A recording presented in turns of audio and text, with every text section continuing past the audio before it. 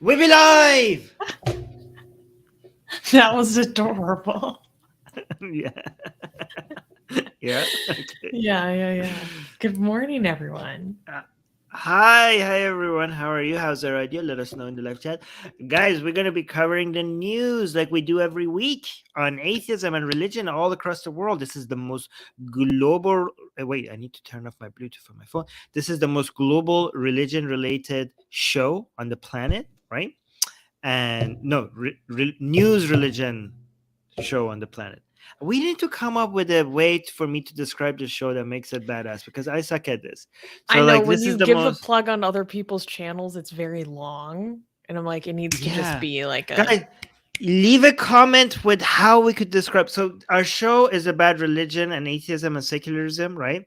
It's the selling point is that it's very global and it's not just the news, it's like our opinions on it. So come up like with a comment that best describes that. So for me to like whenever I'm invited somewhere and I'm trying to describe what this show is about, I'm like, we have 10 news items every week, and it's from all around the world, and it's global, and we have a community, and people like it's fun. I'm like, that doesn't sound very good. So give me a good sell pitch there was to like, yeah, I did convince people. with Susanna, and I'm like, who is Yeah. Susanna to these people? They don't know who Susanna is. Yeah, when my co-host Susanna, mention my co-host Susanna. So give me a good sales pitch for me to like sell this show every time I go somewhere. I'm invited somewhere.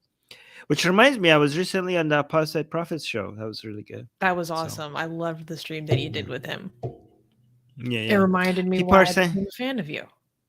"Aw, that's so sweet. Thank you. That's so sweet. Thank you. Yeah. Someone saying number one atheist show with Armin, Navabi, and Susanna. Well, I mean, we are number one, aren't we? Let me just say that. I will say that we're the number one atheist show. Christopher is bringing up a good point. Just a global news program from an atheist perspective. Hey, there we go. That's fantastic. A global news program from an atheist perspective. I like that. From atheist perspective. Love it. Can we screenshot that? Okay, fine. Guys, by the way, we do have super chats. The way our super chats work is that we do 10 news items. So when we see the super chat, it automatically gets started. We don't read that at that moment, but between the news items, if we have super chats, we better have super chats. We will read them between the shows, so between the news items, right? So if between like news number 2 and 3, we take a look and see if we have any super chats. And if we don't have any super chats, we'll shame you, and then we'll move to the next show. But if we do have super chats, then we'll read them. We're not shaming you. Guys, don't send us any super chats if you're struggling financially, okay? If you want to support us and you're struggling financially, just like the video and leave comments. That really helps us. And subscribe and hit the bell notification. But for the people who are they have enough money and feel secure, you can support the show by super chats and other ways, right? Anyways, I forgot to mention, guys, in the live chat, tell us where you're watching. People are doing that without even me reminding them. People are watching from Belgium. What else? From Russia. Oh, you're muted. Oh, from Russia and from New Zealand. Yeah. From India. I see India. Oh, we got already a super chat. Oh. We got from Has India. It showed up? Oh, from Secular Sakai. Yeah. That's so nice. Yeah, it's you can't see it when we highlight it here on the screen, but it's a pair with a coffee mug. I think that's yeah. Sakai is watching from Antarctica.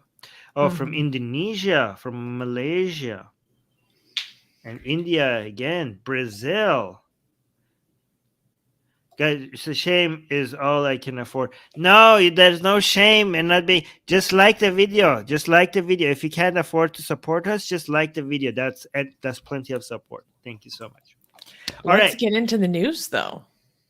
Yes. Sorry, I know my intro was very long today, wasn't it? Sorry. I'm not. So wait a minute. I'm not sorry. That was a pretty good intro. I don't apologize for that. That was pretty decent. All right. Can we clap for the first news? Yes, we can. All right. First news. Drag queen Nuns disinvited from baseball event after Catholic backlash. The baseball field is no curveball. Excuse me. I messed it up. I have to start over. That's okay. Drag queen nuns disinvited from baseball event after Catholic backlash. The baseball field is no stranger to curveballs, and the Los Angeles Dodgers recently threw one that's ignited a debate. Buckling under pressure from Catholic and conservative groups, the LA Dodgers abruptly disinvited the colorful drag queen charitable organization known as the Sisters of Perpetual Indulgence from their upcoming LGBT Pride Night. The sisters, infamous for their satire of the Catholic Church, yet applauded for their vast community service, were initially lauded as honorees. Critics like Senator Marco Rubio and Catholic League President Bill Donahue spurred the Dodgers' stunning about-face with accusations of anti-Catholic bigotry. But this isn't a... But the LGBT community has some major pushback, and the LA LGBT Center and the ACLU of Southern California are threatening to boycott the Pride event unless the Dodgers reinvite the sisters back into the event. So I wanted to talk about this because I am a huge fan of the Sisters of Perpetual Indulgence. And the Sisters of Perpetual Indulgence are some of the coolest nuns in the world, okay? Like, we have drag queens, and then we have nuns, and then we have legit drag queen nuns. And the Sisters of Perpetual Indulgence, they were started in 1979 in San Francisco, and they have, like, so for me, like, they were part of my life, right? Like, the sisters were actually a part of the communities that I was in, and I know them. I would meet them. I would see them at the events that I'd go to. I'd see them out doing their volunteerism, seeing them doing their charity, and they're one of the most incredible organizations I've ever encountered. So they're like, Armin, can you scroll down so we can see some pictures of the sisters, because they have like a very singular look. So it's like, okay, actually, I put in this video of an from the 80s. So actually, we should watch this because it kind of explains what they do and what they are better than probably I could. This is from the 60s? No, that one is from the 80s. Oh, 80s. Wow, that's like, so they have a huge long history then. Since 1979. Oh, wow, okay. How are you today? I'm fabulous. Who is Sister Boom Boom and what does she stand for? Well, Sister Boom Boom is really Sister Rose of the Bloody Stains of the Sacred Robes of Jesus. But that's okay, you can call me Boom Boom. I'm one of an order of gay male nuns dedicated to... If there's anyone listening to this is an interview from like 1988, and it's this journalist interviewing... Oh, excuse me, 86, interviewing one of the sisters in front of San Francisco City Hall. And she's sitting on a motorcycle while she talks to him. This is so amazing. Right. Keep going. To the expiation of stigmatic guilt and the perpetration of universal joy. We're called the Sisters of Perpetual Indulgence. And we believe that God created a beautiful paradise for us to live in. And if we would all just enjoy the fruits of that garden, there'd be plenty for everybody to enjoy, and everyone could be happy. Yourself. Are you the Mother Superior? Oh, no, we don't have a Mother Superior. We elect officers in compliance with the corporate laws of the state. We are a tax-exempt corporation. But, oh, excuse me, where are those cigarettes? I think you tucked them into your... Oh, thank you. Yeah. But we function basically as an anarcho-syndicalist convent. For what? Sister Boom Boom is not in the November election, so I don't see that that's relevant. I really look at some of these, quote, characters. They wouldn't exist if the media didn't make a phenomenon out of them. Wow. So this is like who they are. They're like, they started as gay men, and they have a very particular look where they do like a white face and then do very dramatic makeup on top of the white face, usually also bearded at the same time. So it's like a very, it's playing into like the gender, well, I can't use language on YouTube, the gender F tradition of drag. And they operate like a real order. So when they're global, and when you want to join the sisters, you actually have to go through like a process. I can't remember what it's called, but it takes years to become a full sister in the Sisters of Perpetual Indulgence. You're not allowed to do the makeup until you are a fully fledged sister. And it takes years of giving to your community before they allow you the honor of being able to do a full face like that. And their whole thing is the expiation of stigmatic guilt and the, what is it, like the perpetuation of joy. So their whole thing is that they are here to throw off the guilt given to them primarily by the Catholic Church. That's why they're called the Sisters of Perpetual Indulgence, because they're like, why should we deny ourselves joy? We should instead indulge in these joys and these pleasures, because we only have this life, you know? And they are some of the most incredible people I've ever met. So what happened was that they were going to be honored for their decades of volunteerism and contributions to our community at this Pride Night for the Los Angeles Dodgers. And when it was announced that they were going to be honored, there was this huge conservative Catholic backlash. Senator Marco Rubio came out against them, and the dude from the Catholic League, all this stuff, said that they were anti-Catholic bigots because they're mocking and desecrating that which is like held sacred by Catholics, especially the nuns in particular.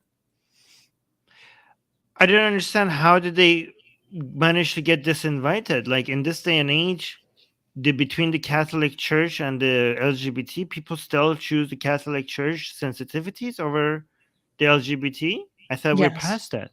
Yes. Well, they need to be crucified for this, in my opinion. Like, is Yeah, there well, a that's why backlash? Yeah, like the LA LGBT Center, which is a huge organization in Southern California, and also the ACLU of Southern California, are threatening to boycott the entire event if the sisters aren't invited back. And some people are saying that they should just cancel the event altogether. Well, how could they think they can get away with this? This is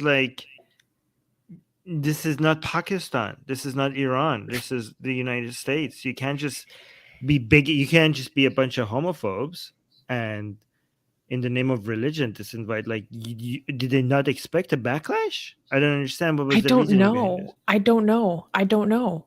I don't think they expected a backlash. They made a statement where they are basically like, yeah, we didn't understand that this would be like such a huge controversy. Like, we apologize for any offense caused, blah, blah, blah.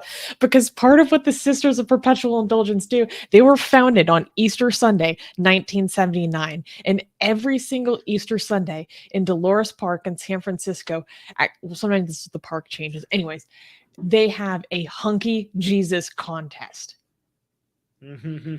So what I would do every year is on Easter Sunday, I would go to the park, and it would be a whole, like, the park, as far as you can see, there's like people, and they're all in crazy costumes, and they all go on stage and compete to be elected the sexiest Jesus. Who is the hunky Jesus? They have to compete to win and then they started doing a Sexy Mary. So now there's also Sexy Mother Mary, so women can participate too. That's right. And See, this is why I believe in our best. blasphemous art. This is why I see ourselves a part of when we do our blasphemous art, Susie.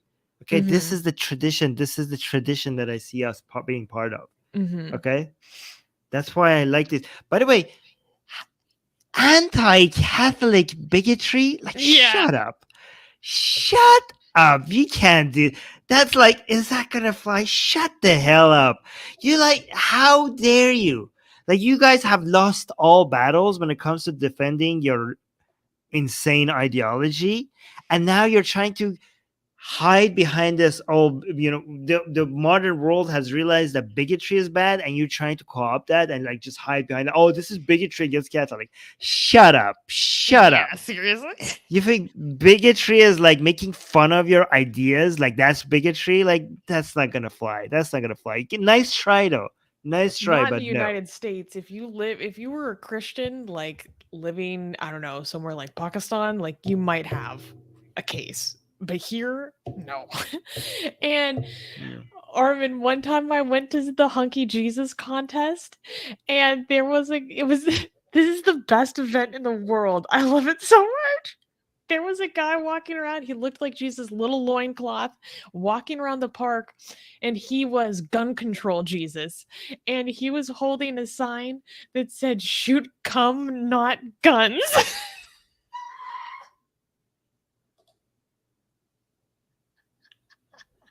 That's perfect. And we also had sexy refugees, and there was a guy that was a refugee who was Jesus. He was from Puerto Rico. But it just, I don't know, this really kind of tickled me, especially because like the sisters are real, like they're not religious, right? Like I saw a comment from Asian American, actually super chat, thank you for the super chat, saying not them tempting me to join Christianity. Like they're not Christian. they're just like, no, it's joking. yeah. Joking. But just to be clear, if people don't understand, like they're not actually Christian. This is just kind of their way of doing charity. And they do like safety patrols in the Castro district to like help prevent queer bashing. Like they do, they're famous for doing hospice care for people with AIDS. And actually, can I show you a picture of when I went and met some of the sisters? Yeah.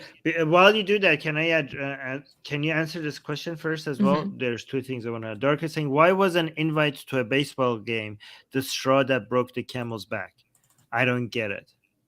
I think because of how much highlight. It wasn't just that they're being invited. I think it was them being aboarded something, and it was making a big deal out of it, right? So it was putting them in a major highlight. So that was it, right? So yeah, I think they were that was receiving it. an award. Yeah, and also Pakistani Defense Force. Hold on, before you show anything, wait. I want to respond to this first. Pakistan Defense Force saying, Armin, so there is no way people can be bigots against Catholics. I did not say that, Pakistan Defense Force. What are you talking about? I did not say that. I said this is not an example of anti-Catholic bigotry. I come from Iran, where the government is bigoted against all forms of religion, including Catholics, that is not mainstream Shia Islam, Velayat Faqih version of Islam. What are you talking about? Why are you not listening to what I am saying and addressing what I'm saying? When did I say you can't be bigots against Catholics? I never. Oh my God, sometimes I lose my mind on this show. Of course you can. In every Islamic country, for example. Ega. All right. What do you have? This is me in college when they came to my religion class. The sisters came to my religion class. It was oh my awesome. God, that's you. Yeah. That's so amazing. That's you. Why have you not changed? How old are you here? 22. Oh, okay. Why do you always look the same in all ages? No, she didn't look different. She looks the same. Yeah, that's so cute. I wish I could remember their names. I remember her name was like something like Chiquita Chola or something, because she was like a chola. And then this sister, she is one of the most amazing people I've ever met. It's a man, but her name in drag goes she. Anyways, she did like hospice care for people who had no family, who are basically just abandoned and like living in an old folks home by the state, and she was telling us when we visited, when they came to give a talk to her class about how when she went to go to India, she went to, I think it was the Ganges, or like a very one of the holy rivers, and she would go give medical care to like the Dalits that were there on the shores because like no one else wanted to touch them and give them medical care. Mm-hmm. Like, That's very I don't nice. know. They're the kind of people with like, when you hear them talk about what they do, like the level of selflessness just like shines through, right? Like a real beacon of like giving and community in like a really, really real way. And it was always like a dream of mine to join the sisters, but it takes a long time. Like it's not something that you can just do. They're real, like, real heroes. Yeah. I just want to mention that it's not, a lot of people misunderstand the difference between drag and trans. Okay. So Susanna is not like misgendering him when saying that he's a man, because drag, I know this is basic stuff, but a lot of our audience might not know this. Doing drag, it doesn't necessarily mean you're trans. You could be trans and do perform as a drag queen, and you could not. You could be a cis straight male that likes to do drag. So you could still be a man and identify as a man and also do drag. So just wanted to clear that up, because some people might think that you're misgendering him by saying that he's a man. No. But when someone's in drag, they're like as a character, and so you're supposed to dress that character accordingly. Yeah, while they're in drag, but like that doesn't mean that their entire identity is necessarily a woman. Like they could be not. Yeah, exactly. Okay, so we have to move on, but we got a super chat by Erkin saying, Armin, that's actually a good thing. It indicates she'll live long. So yeah, but that's good. I like to hear that. So that's good. Thank you for the super chat. And Shiha is saying, I am currently a student, but when I start earning money, I will surely donate to you. Well, make sure you only donate if you, not just because you're earning money, but you have to be very financially secure to donate to anybody. Don't donate to anybody unless you're completely financially secure. Okay, so, but thank you for support, but just make sure that you take care of yourself before you take care of anyone else. But I appreciate that. There's that. Okay, so let me bring up the next news. Unfortunately, I don't think we should clap for this news. Oh crap. Okay. Well, next news then. Next news: 6 ex-Muslim Christians face the death penalty for conversion in Libya. According to human rights activists, 6 Libyans were arrested in March for converting to Christianity and engaging in proselytization. The detained individuals, including members of the Amazigh minority group, were accused of violating laws that are increasingly used to suppress human rights organizations and civil societies. The Libyan Christians were charged under Article 207 of the Penal Code, which prohibits the dissemination of views that challenge fundamental constitutional principles or the social order. The Internal Security Agency, or ISA, claimed that these arrests were aimed at dismantling an organization seeking to persuade people to abandon Islam. The ISA shared videos of confessions online, prompting the families to be informed of their loved ones' detentions. Activists have raised concerns about the targeting of civil society members and international organizations using this Article 207. The situation has led to many human rights activists leaving Libya, while those who remain have to work covertly to protect their own safety.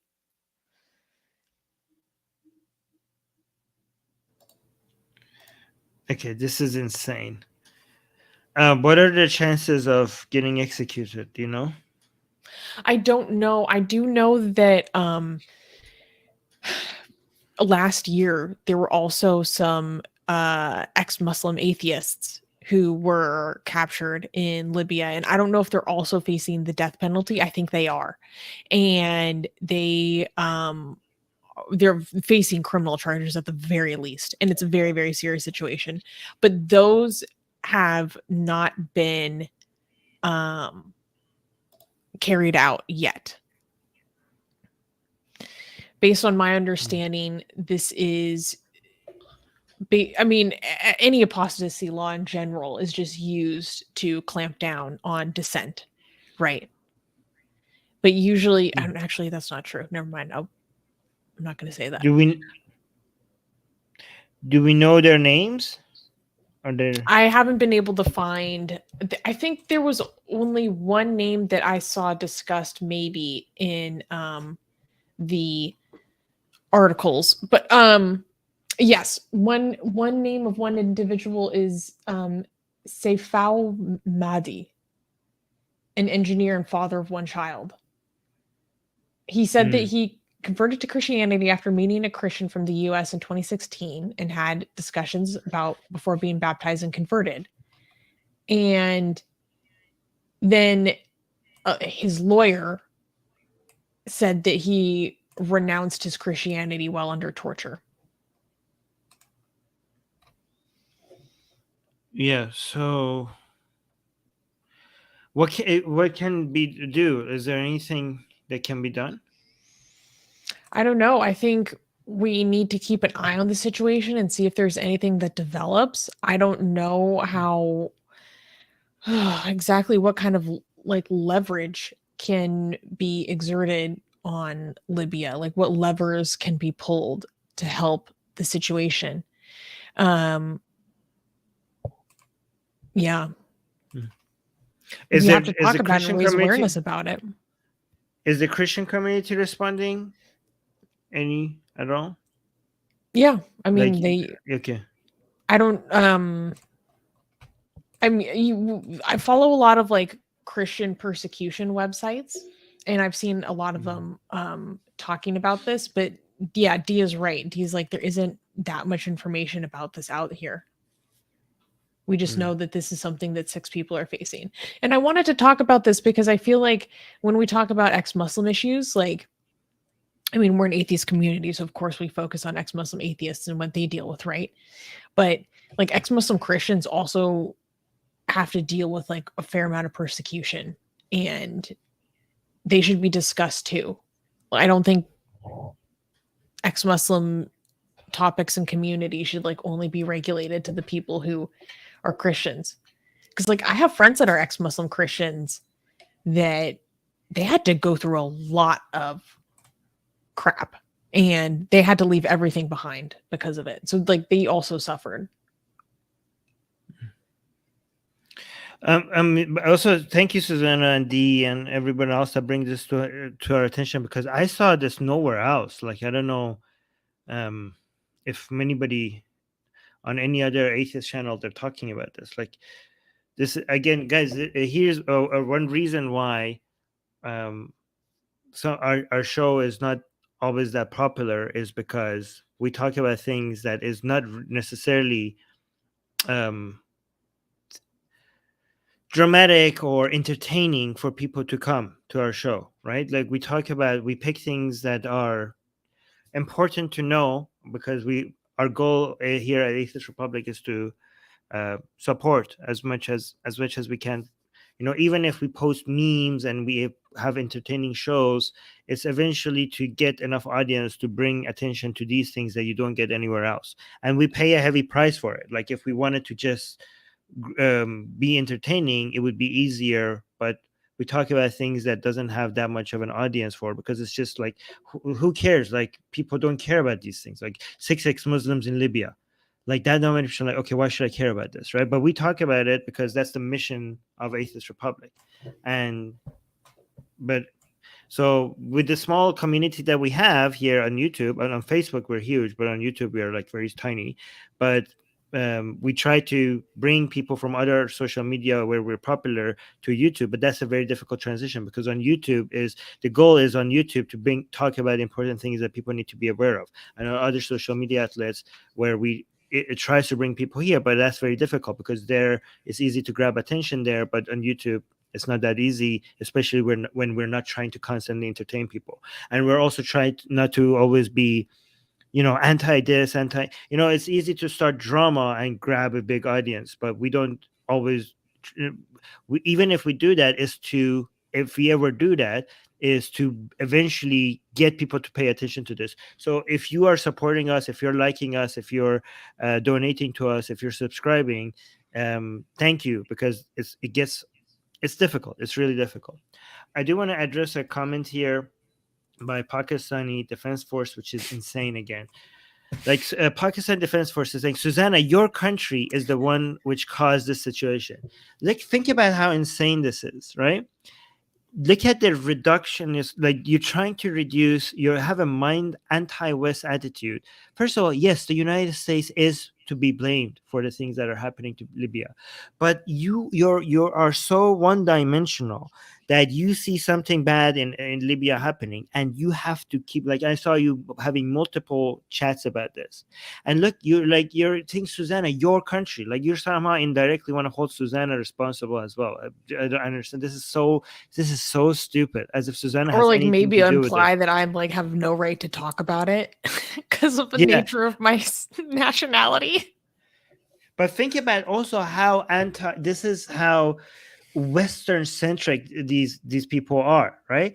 Because everything has to be reduced to Western fault, like the Libyan people, the people in charge there, like not holding them responsible, not holding Islam responsible.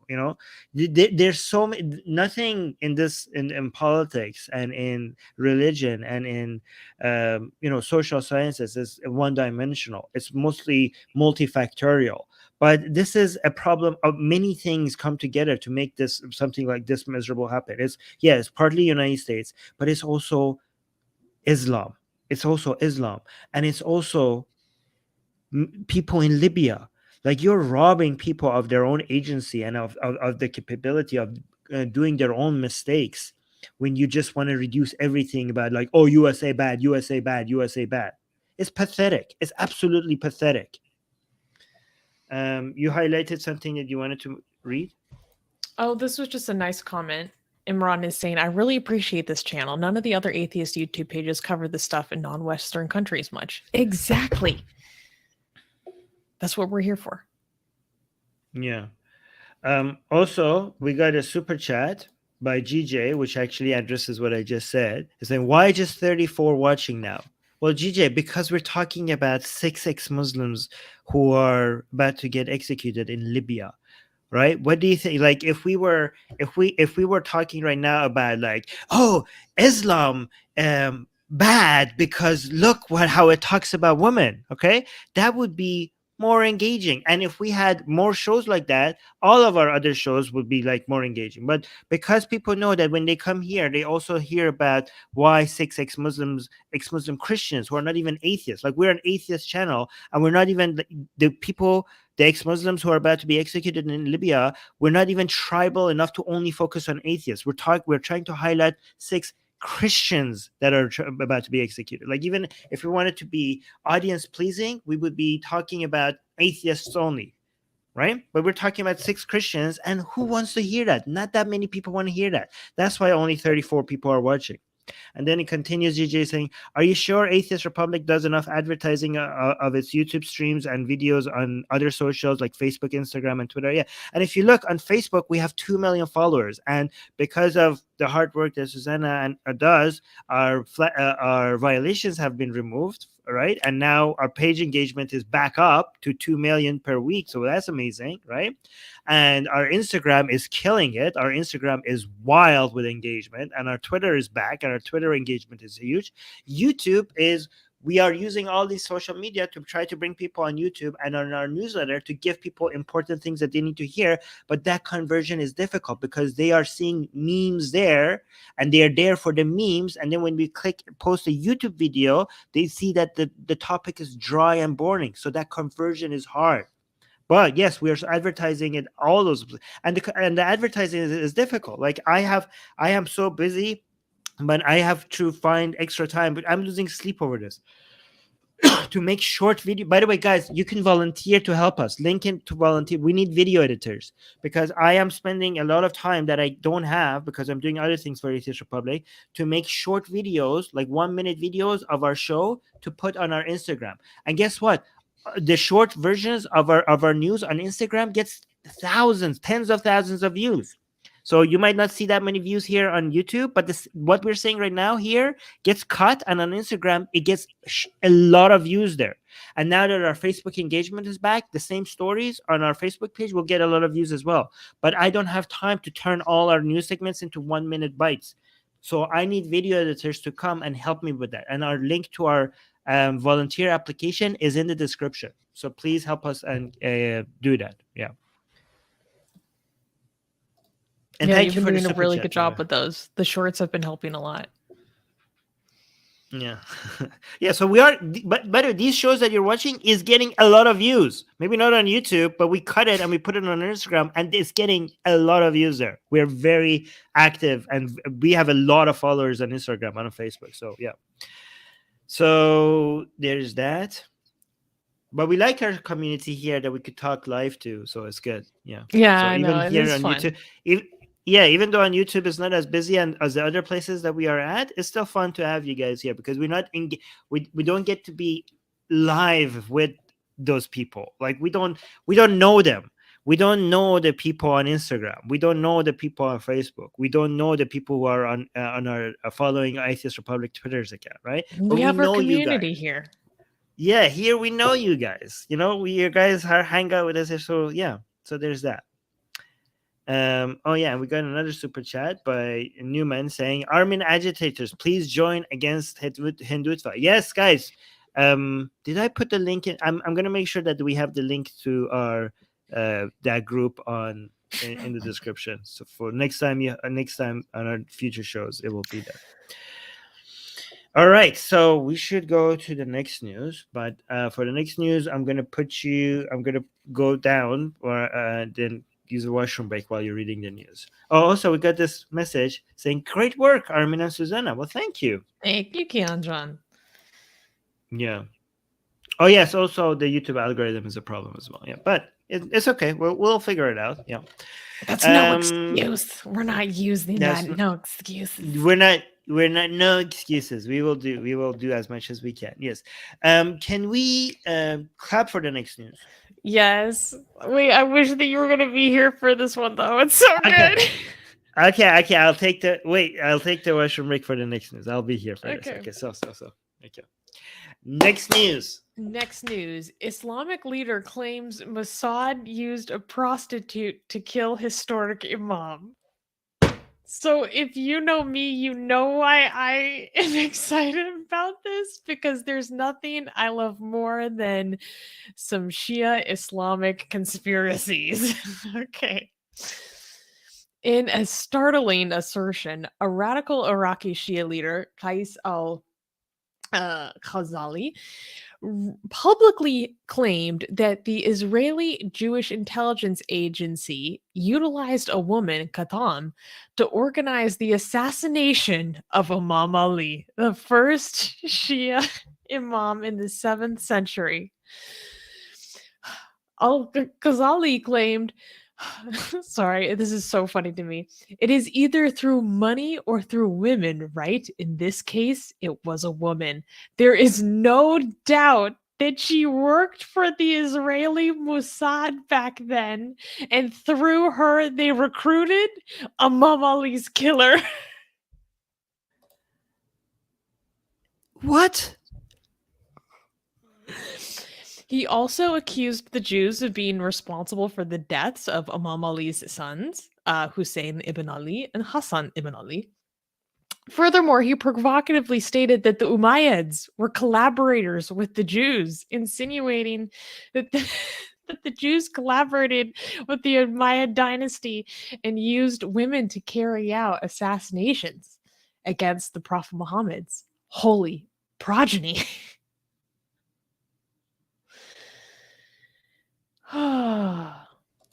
Does he not know? Wait, I don't understand. Is he serious? Does he not know when Imam Ali lived and when Mossad started? Am I missing something here? Maybe like Mossad goes Like back Mossad? further than we even know. No, I thought you were gonna say maybe the Mossad has found how to make a time machine. I mean, if we have space lasers, like why can't we have time machines? Yeah, I think like I think maybe Mossad has, like, the Israeli government has the technology to go back in time, and that's how they killed Imam Ali. Is that what he's saying? I don't understand. Is this guy serious? Like, did he actually say that? Like, what? And he wasn't joking? Yes. Here, We can go watch Oh, the actually- clip if we want. yeah, I do want to, because I don't believe this. I mean, they're stupid, but not this stupid. Are they this stupid? I don't know. It's so Oh my funny. god, we have the video. Okay, we have to watch it. Wait, Should I watch it on Twitter or here? I think it'd be better on Twitter because then you can actually see the subtitles more. Okay, hold on. Let me get this up. How do I do this? Oxymoron is saying Islam is diverse. It has a lot of points of view. Wait, okay, hold on. Actually, for people who don't understand what is happening here, let's do a fact check, okay? We're talking about the first Imam Ali, the first Imam of Shia. So that's what we're talking about. Like, just to get this clear. Okay.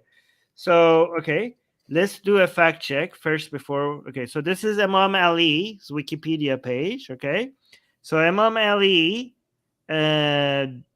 reigned. Okay, when is he died? Okay, died in 661, January 661. Okay, this is Imam Ali.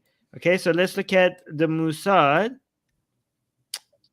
Mossad was formed in 1949.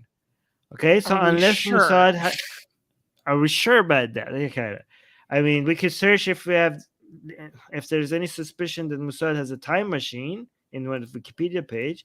But now let's go see and look at here and see what this guy is saying. While you do that, I'm going to go let to the me- bathroom quickly. Oh, okay, hold on. اليهود So he's saying, oh, al-Yahud, is saying the Jews. Oh, he says it 3 times. اليهود ثم اختاروا الحسن بن علي. Say they assassinated Hassan, the son of Imam Ali. Oh my God. Okay, so that's. سلام الله عليه. هم من خلال امرأة. And they did this by using a woman. ولم يكن The Umayyads were mere collaborators with the Jews. بنو أمية أكثر من عملاء لدى اليهود. ثم اختاروا Then they assassinated Imam Hussein. I thought it was Yazid that assassinated Imam Hussein. الإمام حسين. الفاعل It was the same perpetrators, only they use different people. So this is, by the way, I am an ex-Shia. This is not at all in line with Shia ideology. This guy is just making up stuff. It was Yazid. It was the Umayyads who killed Hassan and Hussein. واحد والأيادي. I mean, Hassan was killed by his wife, but okay. Hussein was killed by Yazid. قطام كانت Qatam was a prostitute. من أصحاب الرايات الحمراء. إيش نعرف What has been the, what is this? Modus operandi of the Israeli Jewish Intelligence Agency. Oh, okay, I get what he's إحنا saying. في تاريخ عمل جهاز الاستخبارات الإسرائيلي يهودي. إيش نعرف إحنا؟ What do we know about them? How do they get their sources? إحنا باعتبارنا جهة أمنية. إيش نعرف إنه عمل أجهزة المخابرات شلون يجندون المصادر؟ من خلال لو فلوس It is either through money or through women, right? شلون يسلم؟ صح أبو؟ لو فلوس شلون يسلم؟ هاي شنو هاي؟ In this case, it was a woman. يسلم. By the way, YouTube, we're not saying these things, okay? This guy's insane, and we're just like pointing out that he's insane. هذه طبعا.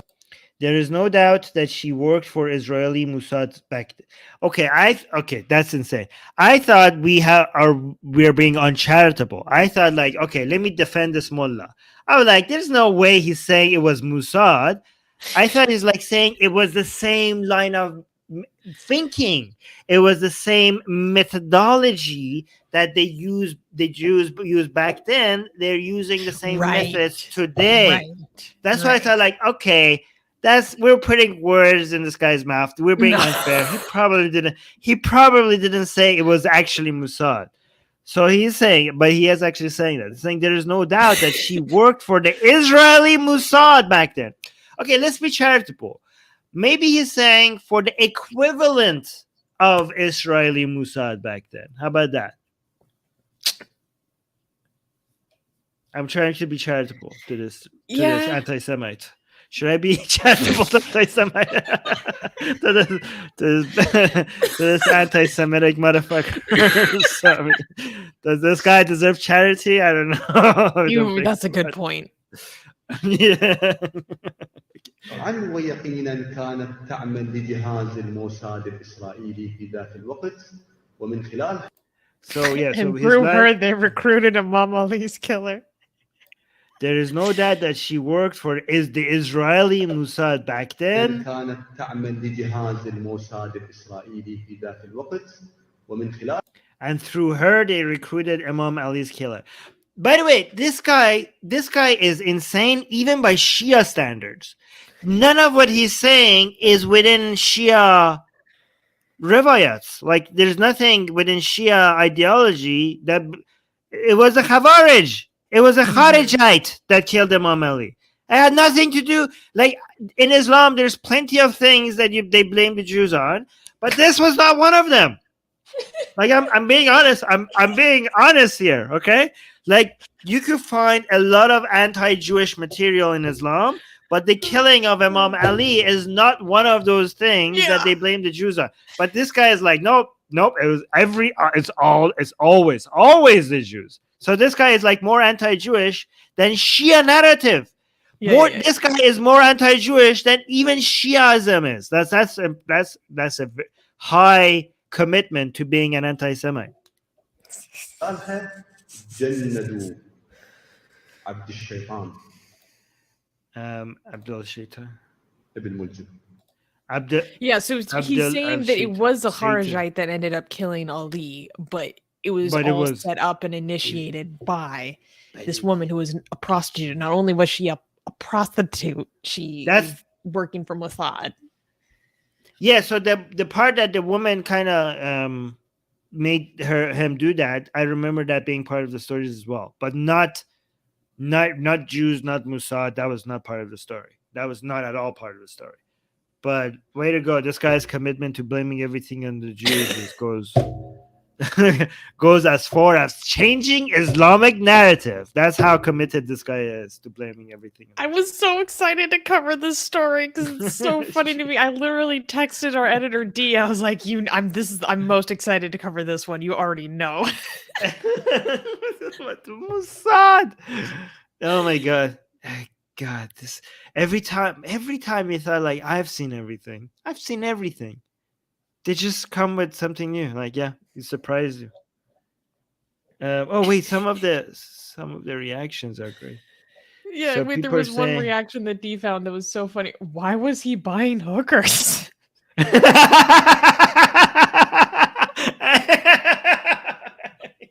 Like, if she was a hooker, like, why was he around her? Question mark. Like, I have questions. I have concerns. The Kharijite or Imam Hassan? Because Imam Hassan was killed by his wife, though. No, Imam the Ali. Kharijite. Well, Imam Ali's killer was a Kharijite. So both Shias and Sunnis hate the Kharijite. So that guy buying hookers would not be an insult to Islam. Yeah, sure. Yeah, he was like that. This guy is saying, shame on you Jews, you invented time travel. That's what we said. Yeah, you invented time travel and you're hiding it from the world. Yeah, that's a real crime here. Like, okay, and also, if you had time machine, then why did you not go back far enough to kill Muhammad instead, so we don't have to deal with all this crap? You have a point. You could have just gone one generation further back. Yeah. Yeah, that's the true crime, Mossad. I don't understand, why didn't you go far back enough? So this next story is a lot. There's a lot to unpack here. Oh, but you said you need to go to the bathroom? Yes, so I will do the clapping if it's allowed. No. Not allowed? Oh, no. Crap. Okay, so I will leave you without clapping. and just say Yeah. next. Yeah, okay. Next news. Next news, Doomsday cult mother convicted of triple murder. Now, guys, there's a lot of details here and a lot to unpack, so let's get into it. In a chilling verdict that brings closure to a gruesome saga steeped in a doomsday prophecies and deadly fanaticism, a mother from Idaho, her name is Lori Vallow Daybell, has been convicted for the shocking murders of her two children and her husband's previous wife. Daybell, a seemingly ordinary woman, underwent a disturbing transformation following her instant connection with Chad Daybell, an author of Mormon-based doomsday fiction, after they met in 2018.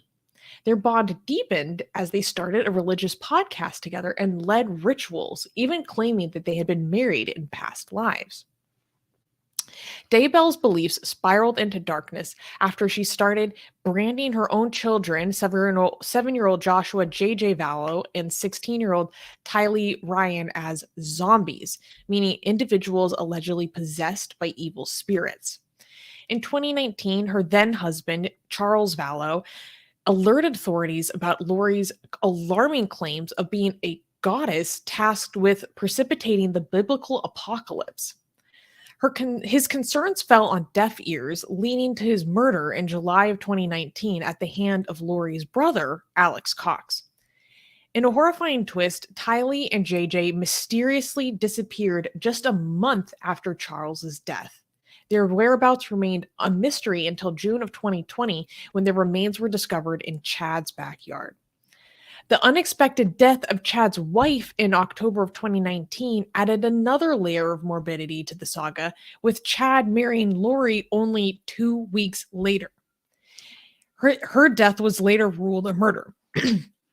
Lori was found guilty on all counts related to the disappearance and murder of her children on May 13th and awaits sentencing. Now known as the Doomsday Mom, Lori also awaits trial for her alleged involvement in the murder of her fourth husband in Arizona. Oh my God. Okay, so there is a lot to unpack here. So let me break this down. Imagine there are these two people, okay? There's Lori and there's Chad. Lori and Chad both have their own marriages and they both have their own families, right? And in 2017, Lori becomes a fan of Chad's books. And then in 2018, they meet together for the first time.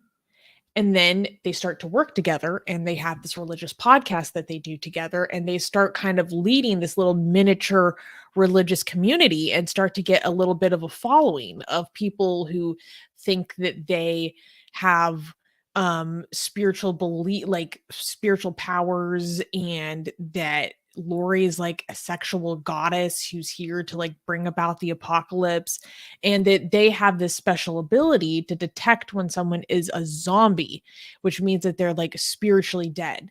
And they had this belief that is, if someone is like spiritually dead and a zombie, the only way to free them is to basically get rid of the physical form, I think is one way of putting it. And so they start to have these beliefs together to the point that Lori's husband starts to initiate a divorce against her because of how bonkers she's getting. So Lori is estranged from her husband when her husband goes to check on her children. And when he arrives there, Lori's brother shoots him dead. And at first, it seemed like a self-defense situation, and like he got off. And then within one or a few months, Lori has a 7-year-old boy and a 16-year-old girl. And first, the 16-year-old girl goes missing. She disappears. And then a few weeks later, her son disappears. And no one really hears from the kids for a while. And then Chad, he has a wife. His wife dies in her sleep suddenly. And at first they think that it's like natural causes because she was kind of sick. 2 weeks after his wife dies, they get married. And they go on a honeymoon in Hawaii while her 2 children are missing. And eventually, the authorities do a wellness check for these children after their grandmothers get concerned about, like, where are the kids? And after months and months of investigation and, basically after several months of investigation, they find the bodies, and the bodies are on the property of Chad. And they murdered her children because they were zombies. They were spiritually dead. Basically, I think subconsciously or subconsciously, whatever spiritual beliefs they had were used to get rid of the obstacle that Lori had towards getting the partner that she wanted. And this is how far it went. This is how far it went.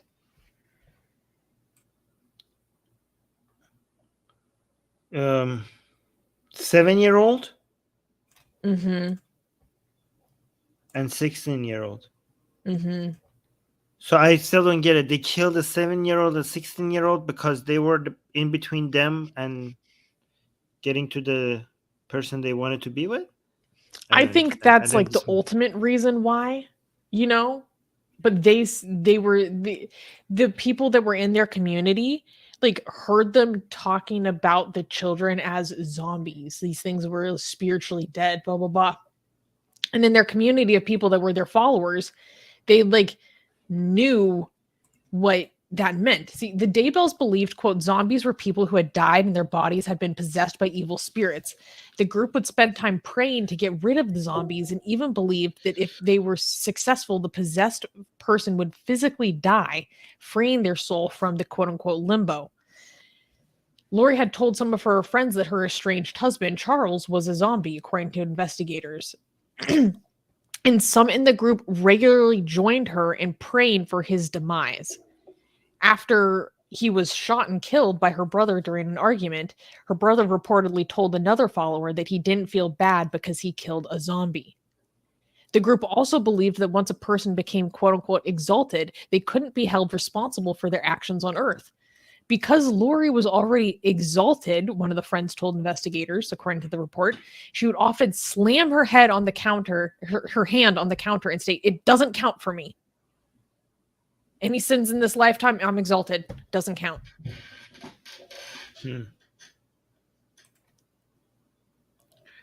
It's insane.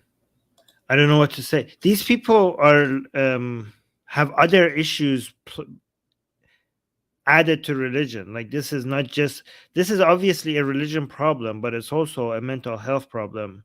Like,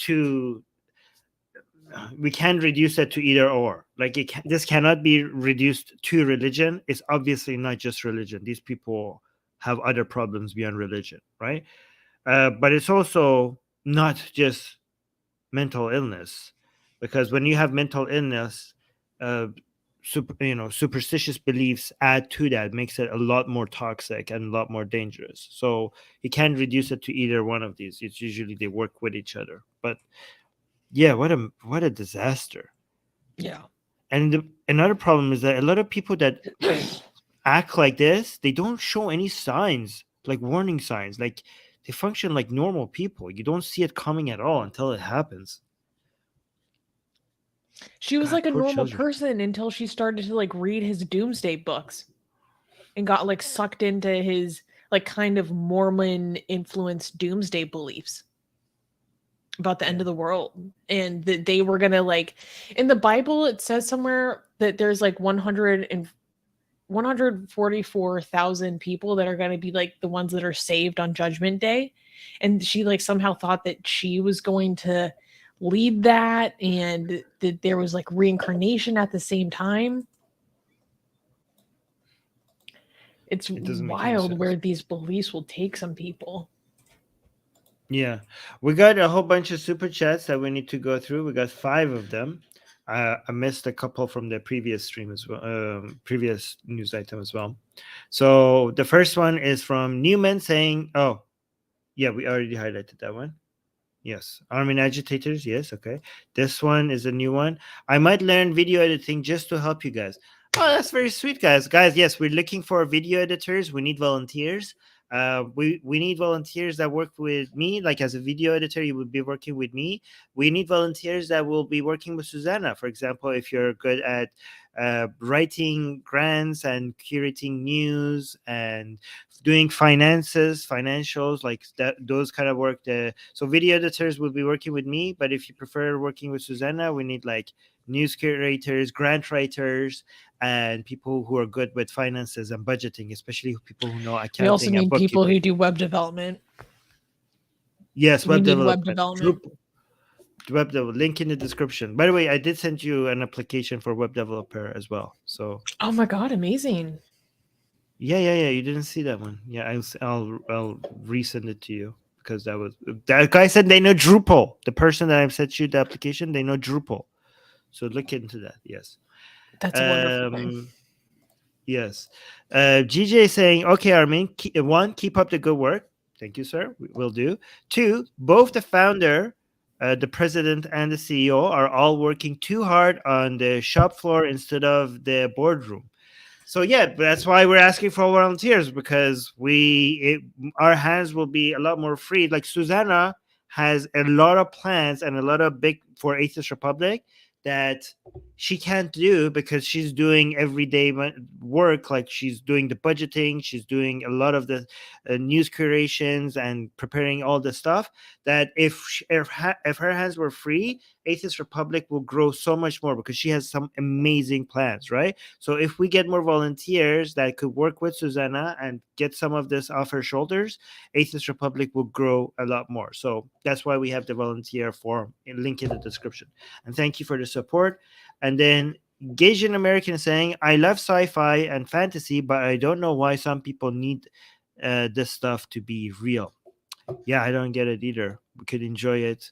I think, yeah. I don't know. We need to talk to a psychologist. But yeah, but thank you for the $5 support, Asian American. Always here to support us. Thank you for that. But yeah, I'm confused by that as well. Wishwa giving us 110 what is it? Rupee. Rupees. That's a rupee. Yep. Saying, hello, a small suggestion. In YouTube Shorts, sometimes subtitles are getting obstructed with channel name and video title. Yeah, I know, but there's nowhere else to put it. Okay, I'll bring it a little bit higher.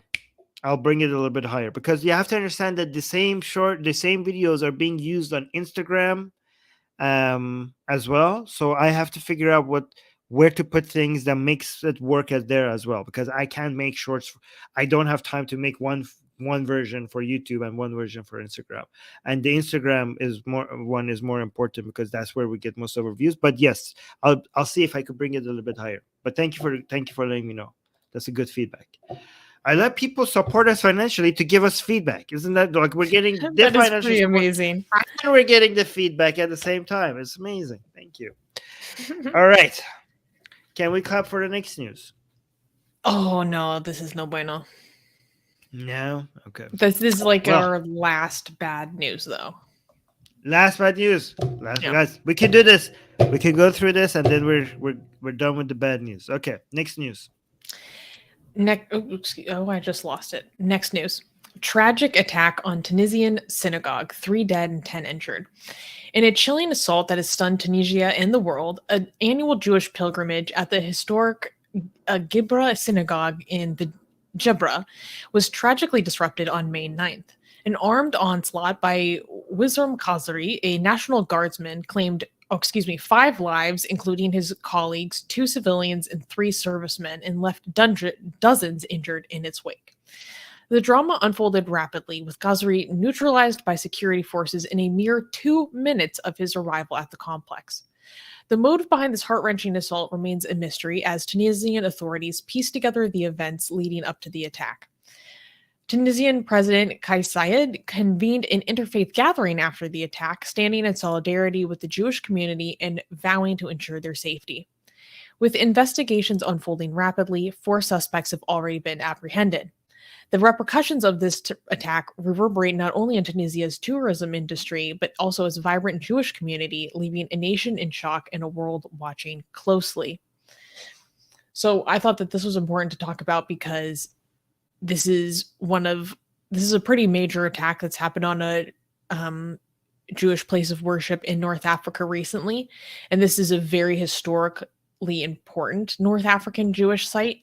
In fact, this is the same site where 20 people died in 2002 when Al Qaeda blew up a truck in front of the same site. So this is a site that has like seen a lot of historical tension, right? And one thing that I thought was interesting was that the authorities have refused to label this a terrorist attack. And what do you think about that? I feel like that's kind of just political because they don't, in a lot of the press releases, they were talking about like, oh, we're not going to let people threaten the stability of Tunisia. And I think they're kind of doing it as a PR thing. They don't want to have an official labeled terrorist attack on their hands, like influence tourism and stuff. Because if this isn't an act of domestic terrorism, like, I don't know what is. Yeah, I can't tell for sure why they're not doing that. But if they're doing it for tourism, then shame on them. Shame on them. Like if they are basically throwing their own Jewish people under the bus by not calling this terrorism. Again, I don't know, but if that's the reason, shame. Because it is terrorism, you know. Here's the thing: they say they don't know the motivation. I mean, take a wild guess. It's a synagogue. What do you think the motivation? I know, right? I mean, yeah.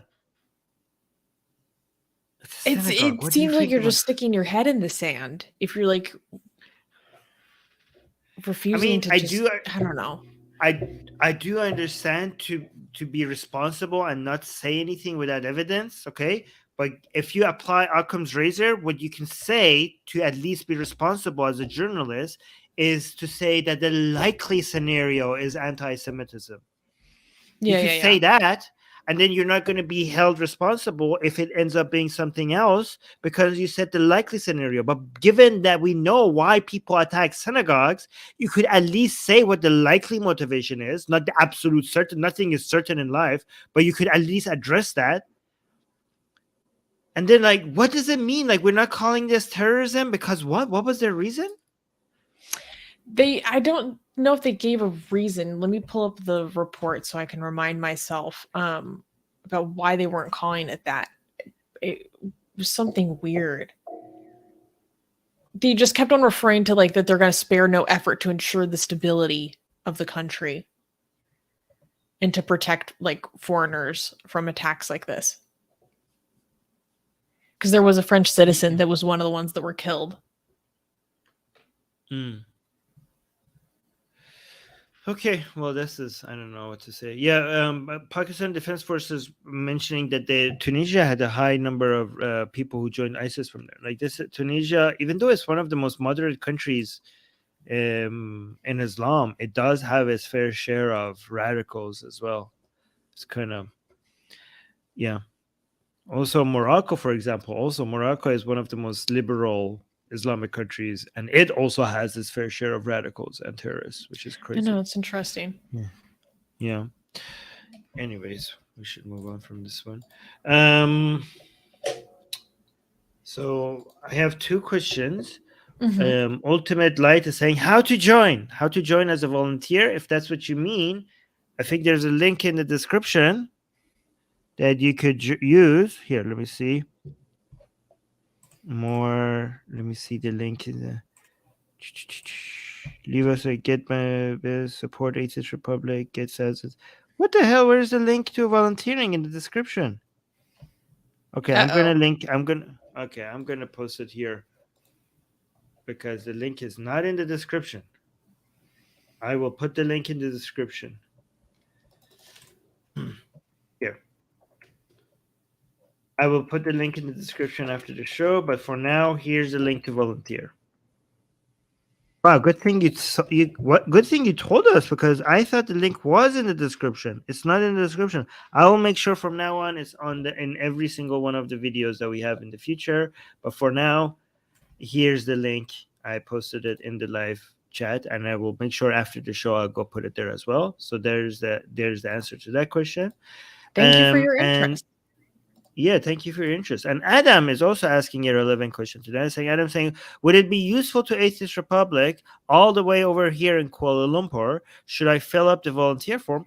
Yes, of course. It's even more useful if you're from Kuala Lumpur, because you will have a perspective that is very useful to us. So whatever you do, we could also come sometimes to you and ask you certain questions that is relevant, especially if you're from Kuala Lumpur, because we are not that much in touch from people in our team from that part of the world. Even though one of our most active consulates is from Kuala Lumpur, we don't have in the active team that is part of the core part of the Atheist Republic, we don't have that many people there, and we need that, because that part of the world is huge, especially given that Indonesia and Kuala Lumpur together and Malaysia all over there is like represent the biggest block of Muslims in the entire planet. So Yeah. of course it would be helpful. It would be even more helpful that you're from there. So yes, thank you.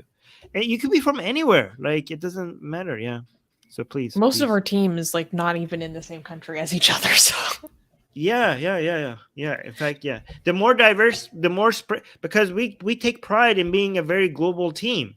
So the more diverse our team is, like diverse, I mean, as in like from different parts of the planet, it makes Atheist Republic stronger, because we come with a team with many different perspectives. Yeah. Although it does make planning, scheduling, my job a little difficult. It is what it is. Yeah, it's fine. Yeah. Oh wait. Oh, Tesla John is here. Hi Tesla. Hi, Tesla John. Talking about our team. Yeah. On our Persian side. Yeah, Tesla is on our team from the Persian side of Atheist Republic. So yeah. Okay, so we can clap now, right? That's what you said. Yes. Okay. Okay, next news. New report reveals the declining role of religion in American society. We have further evidence. The new report by the Public Religion Research Institute, or PRRI, shows that fewer Americans consider religion important in their lives compared to a decade ago, indicating significant changes in the religious landscape of the United States. The study, titled Religion and Congregations in a Time of Social and Political Upheaval, surveyed 6,600 adults across all 50 states. The findings revealed that only 16% of Americans now view religion as the most important thing in their life, down from 20% in 2013.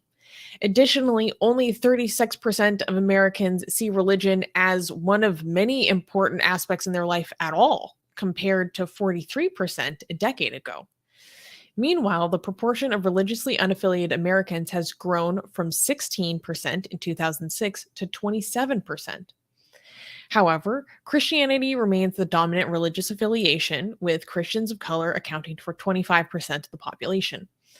The report also highlights the increasing involvement of churches in political and social issues, with a majority of churchgoers believing that congregations should provide perspectives on pressing social issues. So, Armin, our growth is imminent. No. We're taking over. You know what I like about this? It's talking about declining role of religion, because a lot of atheists and secular activists think that our battle is for people to be non-religious or atheists, right? Mhm. Which is a good win, but we are also winning in many different other ways, right? For example, if you have a Muslim or a Christian, right, who went from having religion to be a major part of their life to being somebody that religion, they're still a Muslim or a Christian or a Jew or a Hindu, to being somebody whose religion is not a major part of their life, we're still winning. So the battle is not just between, the ideological battle is not between religious people and non-religious people. The ideological battle is within every individual. So every individual, if we basically, this is a process of liberalization and secularization of each individual, not just the people leaving religion. So there's a battle in everyone's mind, and if you could make the sources of influence in that person's mind, the sources of morality and decision making, less and less to be a religious one, you're winning. So if you have a Muslim that went from like their thought process, the decision making to be, I don't know, 10% influenced by religion and 90% influenced by the podcasts they listen to, the friends they're with, the shows they watch, the books they read, the friends they hang out with, if that goes from 10% to 5%, that's a win. Even though that person is still a Christian or a Muslim, that's a huge win. You're winning that battle, ideological battle, within that one individual. And the more we go there, so even if we go, before we even get to a world where most people are non-religious or atheists, we will eventually get there. But before we get there, sooner than that, we're going to get to a world where being religious and non-religious is not going to make that much of a difference. It's about the importance of it in someone's life. Yeah, exactly. They could still be religious, but it's just increasingly less important. Yes. There's greater sources of other influences in their life, which I think is a positive. Yes, and this is what conservative religious people are afraid of, because they are saying that the Muslims, for example, brag about their numbers growing. Okay, but their numbers might be growing, but it's becoming more and more difficult to tell a liberal Muslim from an atheist person with the background of Islam. It's becoming more and more difficult, and they're noticing that. Like people like Daniel Hanraju are noticing that we're going to get to a place where it doesn't even mean anything to say you're a Muslim or you're a Christian, because you're just living the very same life as an atheist. Yeah. Oh, that's so interesting. It reminds me of recently I watched a 45-minute video by Yasser Qadi about parents freaking out that their children were not marrying other Muslims. And it was even worse, my daughter is marrying an atheist. How did this happen? And he's like, Islamically, those grandchildren, they cannot get married in the nikah. And if there's no nikah, those children are not your grandchildren. Islamically, they are not your grandchildren. How brutal is that? And he was saying, if you guys want to prevent this, we need to start making the halal easier. He's like, we need to have our young people meeting each other. He was actually kind of saying that we shouldn't be so strict on sex segregation. We need to make it easier for our Muslim kids to marry each other, because we're shooting ourselves in the foot. If you make the halal difficult, the haram is easy. Let me show you an example. Just 5 hours ago, Daniel Hanraju released a video on his channel saying, Islamic gender mixing gone wild. Who brought us here? So this is a good channel to see how the conservative Muslims are complaining that now in the US, in the mosques, they have genders mixing. So they're seeing, at the same time that they're bragging that more people are becoming Muslims, they're also noticing that the Muslims are living less Islamic lives, and they're panicking about it, right? So anyways, I am going to maybe review this video either with Secular Rarity or Higher Sultan. I don't know when, but I'm going to do that. All right, let me... I want to see that so badly. Oh my God. Yeah.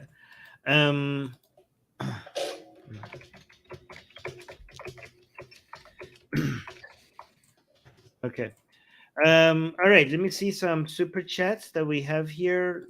We have, first of all, Ultimate Light is giving me an excuse to also remind everybody again that we have a volunteer form. Ultimate Light is complaining They're saying, why do you request for my email while joining? Well, Ultimate Light, because if you apply for a volunteer and you don't give us any way to contact you, Yeah. then what You are we can't going to do with volunteer. what are we going to do with that volunteer form if there's no way to respond to you, right? So that's how it works. Anyways, thank you for giving me an excuse again to remind people that we're accepting volunteers, and I put the volunteer form in the live chat, and I will, after the stream, I'll make sure to put it in the description as well. So there's that. And then we got a super chat from GJ saying, Armin, I understand why covering niche stories may explain low YouTube views and subs, but there's so much big, terrible religion stuff in over 200 countries on earth. Why not focus on them? Well, Susanna is doing a good job at picking the best ones. I think like she's done a very good job. Susanna spends a lot of time evaluating, Susanna and the rest of the team and D, right? Evaluating what is a good mix of things that you need to know and things that will drive up engagement. It's kind of like the vegetables part of the news, right? So I don't know why you're saying a lot of much big terrible stuff. Susanna is very aware of exactly what's happening. So I don't know. A lot of stuff is like really redundant. Like a big story that's going on is that like there are churches closing all across America. There's more articles published about it every single week, but we're not going to talk about how many churches are closing over and over and over again every week. But that's like a huge story going on, right? Like, yeah, we have 10 news every item, and Susanna is doing an amazing job at picking them. So I trust her team. There's that. You. But thank you, GJ, for the super chat. And then Norwegian Toby is saying, thank you so much for the super chat, saying, thanks for all your amazing work. Will you cover the Turkish election? Like I do. Here's the thing. Probably we will, but you also have to understand that we cover things if there is an angle to it that other places don't talk about. Like we can't just talk about the result of the Turkish election, because you probably will hear that everywhere else. It is such a big story that it will show up a million times on your newsfeed. So you wouldn't need us to go out and say the same thing we have to set ourselves apart. When you come here, it's either something that we want to cover something that you probably haven't seen, or something that you have seen, but there's an angle to it that other places are not covering. I mean, some places are covering, but you probably haven't seen. So that's the way we look at it, right? Because why would you need us to come and repeat something that has already shown up on your newsfeed 20 times, right? So that's the way we think about it. But also, thank you for your support. Also, Kenny just gave us €5 without saying anything. Just that's so nice. Thank you, Kenny. I met Kenny recently. I had a meeting with him. Oh, that's nice. That's great. Yeah, it was sweet. Great. Yeah. Okay, so let me get the next news. Oh no, what is this? Oh, this is just more silly. This is Islamic Republic nonsense. Okay, good. I mean, it is serious, right? But we're gonna treat it like it's silly because the Islamic Republic is a freaking joke, okay? And we're gonna talk about it. All right. So we can clap then, I'm assuming, right? Because we're gonna dunk on the Islamic Republic. That's why we don't support this, really. Good. But we don't support this. Okay, yeah. All right. Next news. Iran's hijab rule: no veil, no vehicle. Iran has introduced a new rule requiring female drivers and passengers to wear hijabs while inside vehicles or face impoundment, despite widespread opposition to the country's mandatory hijab laws. The state-owned Fars news agency released a video explaining the new directive, which is in line with Article 638 of the Islamic Penal Code and new directives from the Interior Ministry and the Judiciary. According to the video, if a female passenger or driver is caught violating the rule for the first time, a warning will be sent to the vehicle's owner. Repeat offenses will result in a 15-day impoundment of the vehicle, and subsequent offenses will lead to indefinite impoundment. The video also mentioned that Iranians were recently forced to remove pictures of deceased family members who were not wearing hijabs. The strict enforcement of hijab laws has had a negative impact on Iran's economy, leading to the closure of thousands of businesses and even the unemployment for many Iranians. So this is coverage of a video that came out that was kind of like a public service announcement that the judiciary was putting out there. And it's going to be their new system to enforce hijab.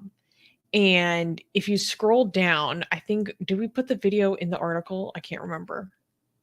But basically, yeah, okay, so we have it right there. Yeah. Do we want to watch it?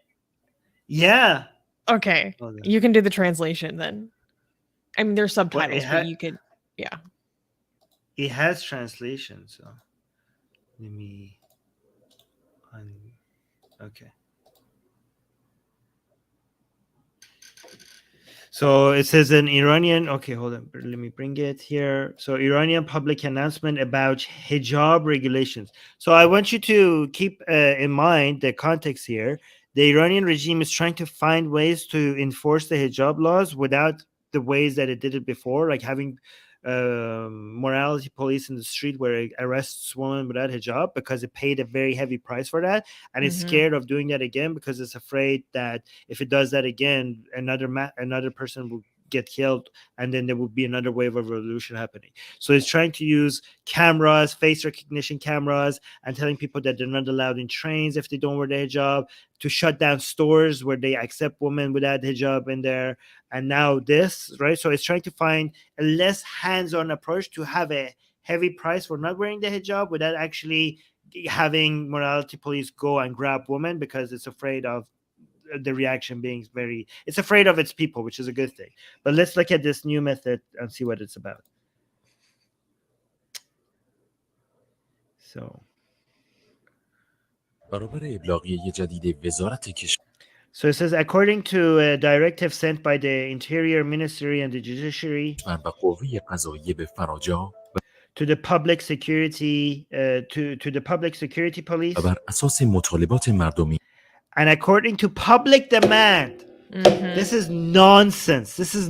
They have like a minority radical religious people in Iran who are demanding that the government to enforce the hijab laws more, and that's what they call public demand. But we have so many data that shows the majority of the people in Iran are absolutely not just against mandatory hijab, but against hijab. They're just against hijab, not mandatory hijab. They're just anti-hijab. That's the majority of the people in Iran. So this is nonsense. So it says, according to public demand and Article 638 of the Islamic Penal Code و ماده 638 قانون مجازات اسلامی، پلیس موظف است. So it's saying the police has an obligation to act in order to control social norms. به منظور کنترل هنجارهای اجتماعی که نتیجه آن and maintain society's security and peace of mind. Okay, but here's the thing. They might have a point when it comes to maintaining society's peace of mind, because there are some people losing it out here. Well, I mean, are you talking about the religious people who are losing their mind? Yeah. You told me that there's videos of them sobbing. Yes, they're crying. They're crying. Or like, I thought this is an Islamic country. Why are you not enforcing the laws? Like this. Okay, but society's security. They think this country is less secure if women go around without hijab. That's what they actually think. That's part of their philosophy. But I love maintaining society's peace of mind. I was like, that might be more true than they're willing to admit.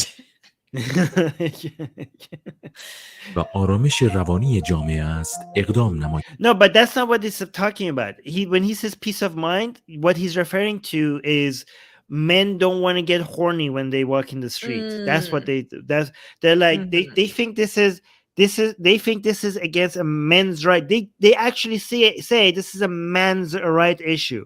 Okay. They say that they think they are raping. If you are beautiful and sexy and walking the street, you are without permission entering a man's mind and making them horny. And you don't understand that a man has to get horny. A man has no control. A married man who wants to be devoted to his wife, you coming out in the street, showing your legs and showing your hair, you are invading his personal brain. You're entering his mind and making him horny. So you are disrupting his peace. He's trying to maintain a family, and you're making that difficult for him. And this is against these women are violating men's right by being sexy. That's what I'm not joking. I am not. This is not a joke. This is actually their philosophy. I'm sorry. I'm sorry. I have videos of women. I will bring you a video of girls in school explaining that to their teacher, and the woman and the teacher clapping for them. Yeah, like, yes, this is a violation of men's right. And then they're all women. There's girls and women in a school setting, a religious school, girls' school setting. Like, yes, we should not violate men's rights. We should cover our hair. I am not joking. This is actually. You hear that, kings? Right. You hear that, kings? This is how you get respect, okay? I have to go find that video. It's insane. Don't let these bitches know. This comment is amazing. Say, imagine being so hot, it's illegal. Exactly. I don't have to imagine it. I don't have to imagine. Okay. All right, let's continue. بر مبنای So according to the new plan, the first, look at the music they put behind this, and the radio voice that the man has. Like, they're trying to make it sound so amazing. According to the new plan, the first time a woman is caught removing her hijab in a car. جدید در صورت کشف حجاب در خودرو برای بار اول پیام For the first time, a text message, like if you see it for the first time, a text message from the police will be sent to the owner of the car. By the way, the way this happens is that they rely on other people reporting it. So do you know how this backfired? No. People started reporting hijabi women. Right? So you get a text warning that we have noticed that you don't have a hijab while driving this car, right? Oh, no. Because your phone number is associated, like, is linked to the plate number on the car. So people will submit the plate number and you will get a text. And the people who are getting these texts are conservative women with full hijab. They're getting warnings that you have been seen without a hijab. So people are like bombarding the system with like false reports. Right? So let's go. پیامک از سرشماری پلیس به مالک خودرو و اعلام هشدار And a warning will be issued in order to protect social norms. به منظور This sounds so 1984, doesn't it? This is so dystopian. This is like so 1984. Like, you will get a warning will be issued in order to protect social norm. Like, this screams fascism. I don't know how to. Oh It's straight up fascist. It's straight up fascist, isn't it? رعایت هنجارهای اجتماعی ارسال می‌گردد که در صورت If you want to challenge it, you can click the attached link and express your objection. اعتراض با کلیک بر روی لینک ارسالی می‌تواند اعتراض خود را اعلام و پلیس The police will accept this unconditionally at first. بدون قید و شرط در مرحله اول می‌پذیرد. برای بار دوم When a hijab is removed for the second time, در صورت کشف حجاب مجدداً از another text message will be sent to the owner of the car. طریق پیامک به مالک خودرو اعلام می‌گردد که خودروی شما به مدت informing him that the vehicle is automatically impounded for 15 days on the second text message that you get. Wow. 15 روز. Wait, I had my car impounded for something similar when I was in Iran, but yeah. Oh, really? I lost my car for 6 months, I think, if I remember correctly. The reason, because they couldn't find it. A police stopped me in Iran because for the crime of being in a car with a girl. Yeah. Okay.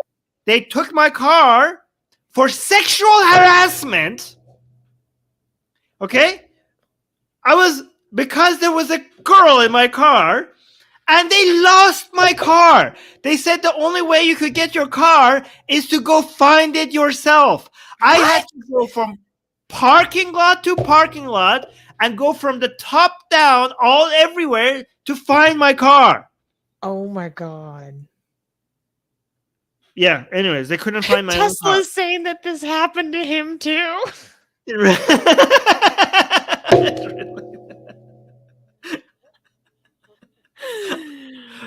Oh my god.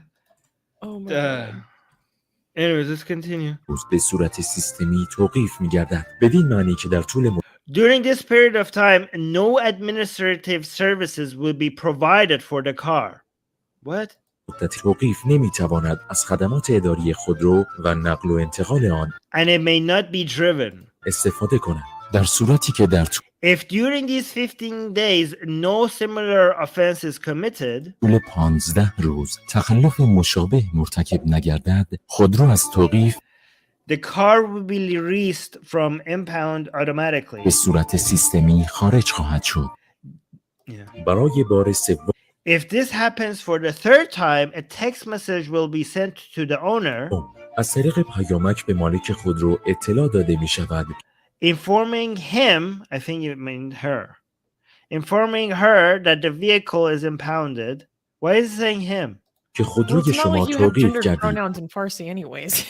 Yeah, the Farsi is not gendered, so why did you say her? و از تردد با ماشین And she must not drive it until further notice by the police. خودداری و منتظر تماس ماموران پلیس بمانید. مامورین در At the first opportunity, the police will contact her. Not No, him. actually, no. It can actually be you can face this punishment if you have someone not wearing the hijab in your own vehicle. I know, but wouldn't it yeah, I know that could happen, but which one is more likely? Like, given that it could be a man or a woman, why wouldn't you just go with woman because we're talking about hijab? I don't know. Like, I think like that would be. The brother asked. mean, if a you very have good to- question. If you have to choose between he and her, why wouldn't you go with her? I don't understand. Okay. And she must not drive it until further notice by the ماشین police. خودداری Like, are you saying that men are more likely to own cars than women? Is that what Yes. it is? Like- و منتظر تماس ماموران پلیس بمانید. مامورین در At the first opportunity, the police will contact her اولین فرصت با شما تماس و با مشورت and discuss with her. This is bad translation. Discuss with her whether to impound a car and clamp its wheel at his own garage, at her own garage. خود شما یا خودرو در محل و پارکینگ خودتان توقیف و قفل چرخ هوشمند زده می شود و یا معرفی Or she will be provided with the name of a parking lot. می شوید به So You did with mine. یک Well, they're basically saying that when we impound your vehicle, we're either gonna make you put a boot on it yourself, or we're gonna make you take it to one of our parking lots. No, Like, they're gonna how put much- it. Yeah. Like, who's gonna let their car be in like self impound? One, and then two, how much infrastructure is required for this?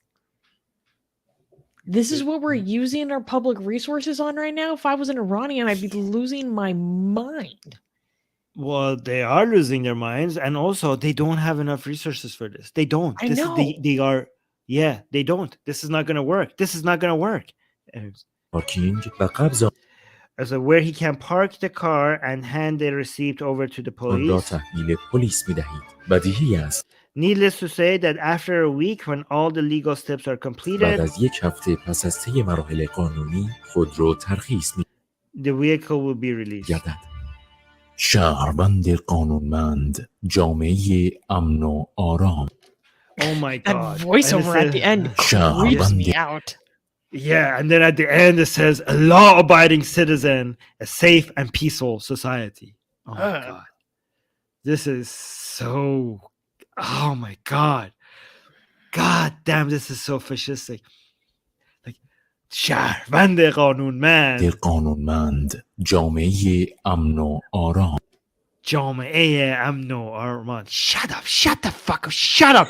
I'm like Oh, god damn this fucking government. God, I hate everything about this regime.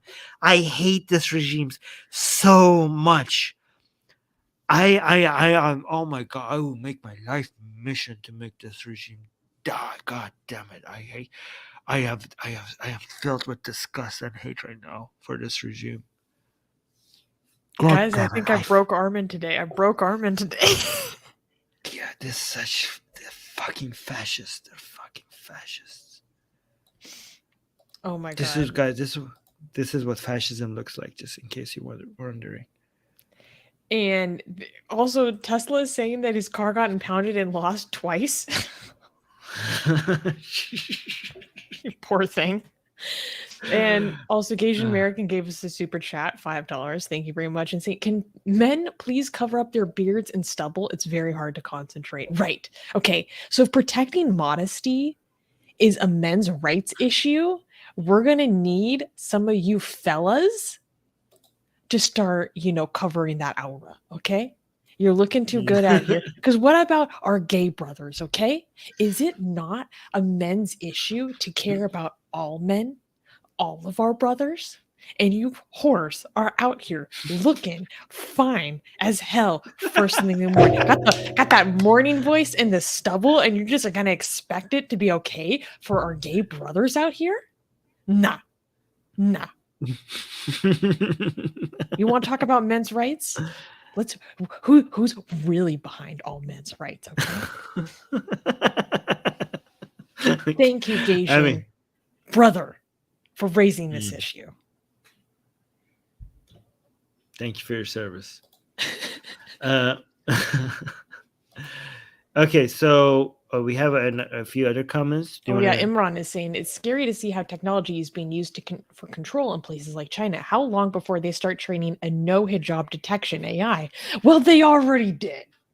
They already have. It's not working. It's not very good, but they did do it. It's not very good, but they're trying. Hijabless facial ID. It's already. Didn't you tell me that it's flagging women that are blonde instead? No, men who are blonde. Men who are blonde are being. I don't know why. Men who are blonde are being triggered. The AI is recognizing as women. I think because, being like somebody who colors their hair, okay, the AI is recognizing this must be a woman. Okay.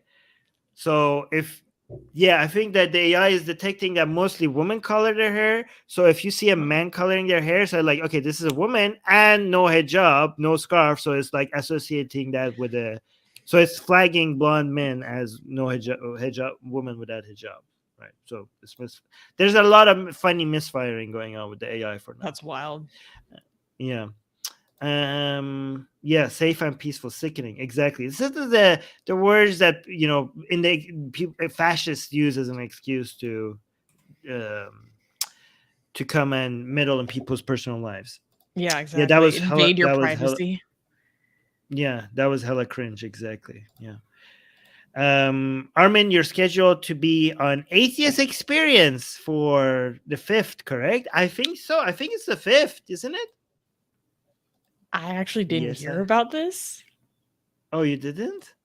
No. Let me see. Yes, it is the 5th. I am going to be on the Atheist Experience, guys, on the 5th.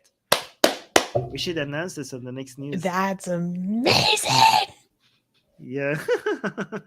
This is a dream come true for me, guys. So thank you for telling me to tell people here. That's awesome. And then we got another super chat by Gasian American saying, Armin, now you know how I feel about CPC. I already knew that before. Yeah. I mean, I think, your disgust is valid. There's that.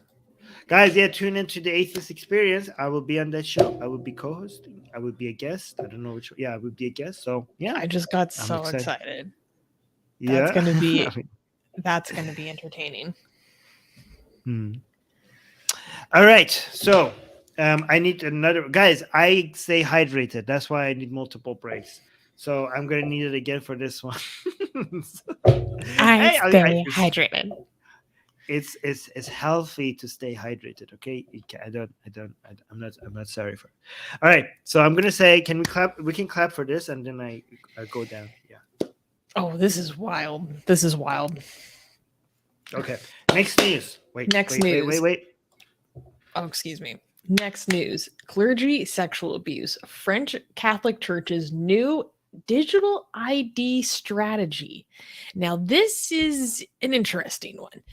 The Catholic Church in France has introduced digital ID cards with QR codes for members of the clergy to address the issue of sexual abuse within the institution. The French Bishops' Conference announced the implementation of these cards, which are the size of a bank card and contain background information about the holder.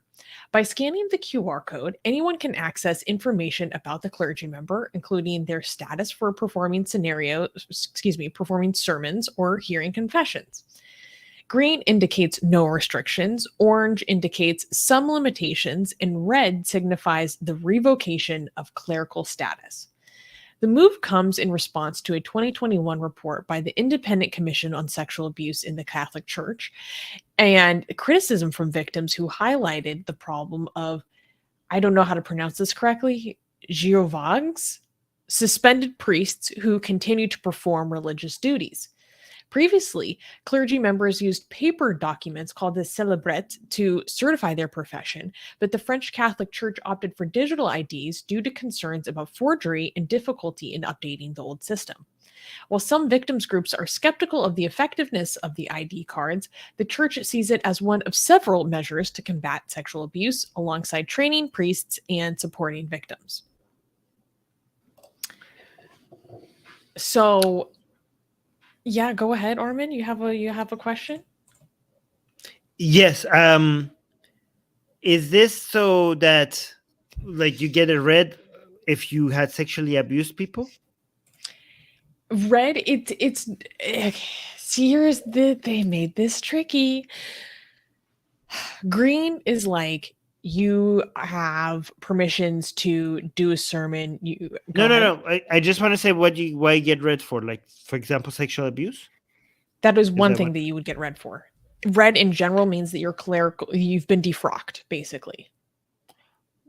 Why would you still be part of the clergy? Why would you even have a card? Shouldn't you just be kicked out of the whole thing? Well, technically, that does mean you've been kicked out. It's a way to show that you've been kicked out, because otherwise it used to be just a piece of paper and you could fake that easily. And there was a huge problem of priests getting thrown out and then just moving to a new community and no one realized that they had been thrown out. You're supposed to carry this card yourself? I guess so. I don't know where this card is kept.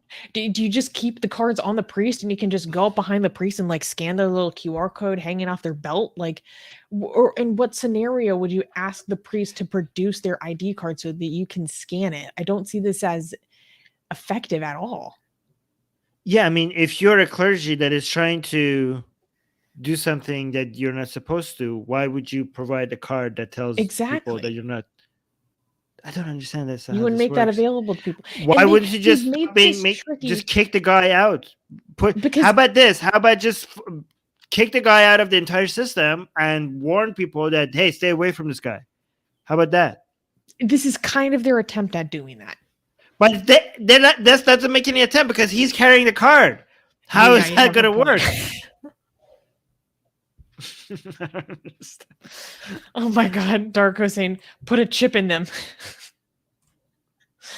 Like, no, but Armin, listen to this. They made it tricky because they're using the system to conflate several things together, so that if you say you scan someone's ID card and it shows up as orange, that doesn't necessarily mean that they've committed any sort of sexual offense. It could mean that they are a novice priest and they don't have the permissions and authority to do a full sermon yet, or a full. Or no, guys.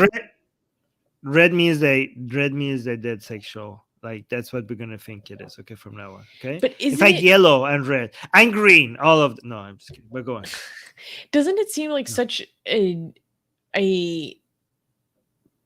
what's the word I'm looking for? It seems kind of dishonest to put Yeah. oh, this denotes your level of seniority or permissions in the same category as like you might be defrocked because of abusing children. And like, so when you scan someone's card and you get a certain color, how are you supposed to know how much of a threat they are when some of it could be, oh, well, they just are not allowed to give confession yet? Well, here's what's going to happen. This technology is going to be obsolete very soon. Here's my prediction. Okay. We're going to have apps that do facial recognition and everybody with this AI stuff. Okay. And people will be reporting sexual abusers themselves all the time. Right. So people are just going to walk up to you and they're just going to hold your phone on your face and it's going to recognize you and bring up all your history and all your profile. And it's going to be, Oh, Jesus. your phone is going to go red and like, this guy is a sexual abuser. So you're not going to wait. Let me turn this off. You're not going to need the card. You know, if anybody if there's a record of anybody committing sexual abuse with children, there's going to be facial recognition apps that will just warn you. This technology is too outdated. Cards? Are you kidding me? I have to read a quote from this article about this. So, organizations who represent victims of sexual abuse within the Catholic Church weren't necessarily convinced. Quote, "It is quite an exceptional measure, which in my opinion is one of the Catholic Church's top 3 most stupid ideas," said Francois Duveau, former president of the Liberated Word, which is an organization meant to help victims. "If we have to scan a QR code of clergy members to reassure Catholics, it means the Catholic Church has hit a new low. It's nothing more than a publicity stunt and shows the extent to which trust has been broken between the faithful and their hierarchy," continued Duveau, who was overwhelmed by the announcement. "This new ineptitude is a sign of the church's idleness. It has not understood the criticism it has faced, nor does it want to. In any case, the initiative is a far cry from the measures that were recommended in the actual bombshell report that discussed the extent of the problem." They're not even going by the recommendations in that report that shook the frickin' institution to its core. Like, they're like, where are you getting this from? I think these are a bunch of old men who like, we should like modernize and get with the times, and like digital ID. That seems like modern. That seems like we're, you know, advanced. Okay, I think people would like that. Like, you know, it has the word digital in it, so that seems like, yeah, I know. I think that's what they thought. Anyway. Oh, and D is bringing up a good point. D is saying this whole system is within the clergy. The public has no access. So it doesn't have anything. So it doesn't do anything within a system that historically looks the other way. That's a very good point. But the comment from that victim advocate just like flamed them. I was like, oh my God. Yeah, that was brutal. They've hit a new low. I'm like, damn. All right, can we clap for the next news? Yeah. All right.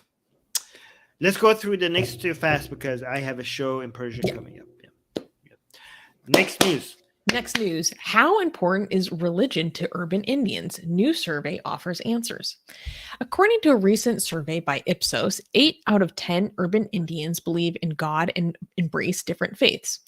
The survey, titled Global Religion 2023 Religious Beliefs Around the World, was conducted in 26 countries, including India, and involved interviews with over 19,000 adults aged 18 and above. In India, 86% of urban respondents believe that religious practices were crucial for leading a moral life, and 83% feel that religion has helped them overcome life's challenges. Furthermore, 8 out of 10 urban Indians think that religious individuals are happier, and 86% believe that religion defines their identity. However, 73% of Indians feel that religion does more harm than good, surpassing the global average of 47%. Despite the rise of religiously unaffiliated individuals in countries like the United States, 99% of Indians identified with a religion, with only 1% being unaffiliated. Unfortunately, the survey also highlighted that 73% of urban Indians lose respect for those who do not believe in a religion or God. Okay, what about the trend? How is it changing over time? Do we know that? Did you say that? Sorry, I was actually didn't look at the results of this survey over time, so I'm unfortunately not able to give you more insight about that. Yeah. Yeah. Were you surprised by how important this was rated for an urban population? Yeah, I mean it's urban, so not that surprised, right? But Well, I am more urban concerned. populations are usually more liberalized and less religious. Oh yeah, you're right. Sorry, what am I saying? Yeah, wait a minute. I thought like yeah. I got urban and rural kind of switched in my brain for some reason. Yeah, urban. What the hell? I am now angry. I am now angry. What the hell? This is in urban areas. Like I was not properly shocked because I thought we were talking about the opposite of urban. Like in my mind, for some reason, it was the opposite in my mind. What the hell? I was not properly angry. Now I am properly angry. What the hell is this, India? How is this that we're having? How is it that in Iran we have such secular people ruled by a theocracy, and in India we have such unsecular people ruled by a supposedly secular government, at least in name? Well, because they're people living under a theocracy and they hate it and it's awful. So they're like, I don't want this. Goodbye.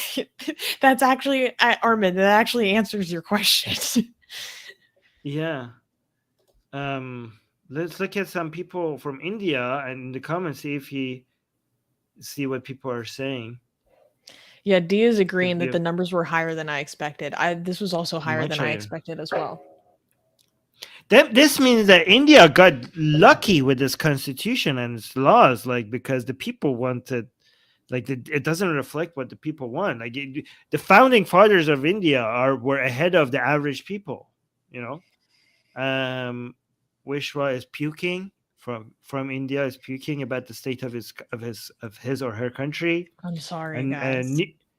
Newman, also from India, saying my morals are better than these guys. And Kenny, I don't know where Kenny is from, but Kenny is saying high numbers and sad. Newman from India is saying, of course you guys happier because you make sure I am not religious. What? I don't know. Oh, yeah. Okay. That their response. 97% of Indians believe curry is delicious. Well, I believe that. Oxymoron is saying, okay, that's not relieving to me. I don't know. Armin is broken. Any guys from India have any other takes from this? Oh yeah. That delayed reaction you had was so funny. Yeah.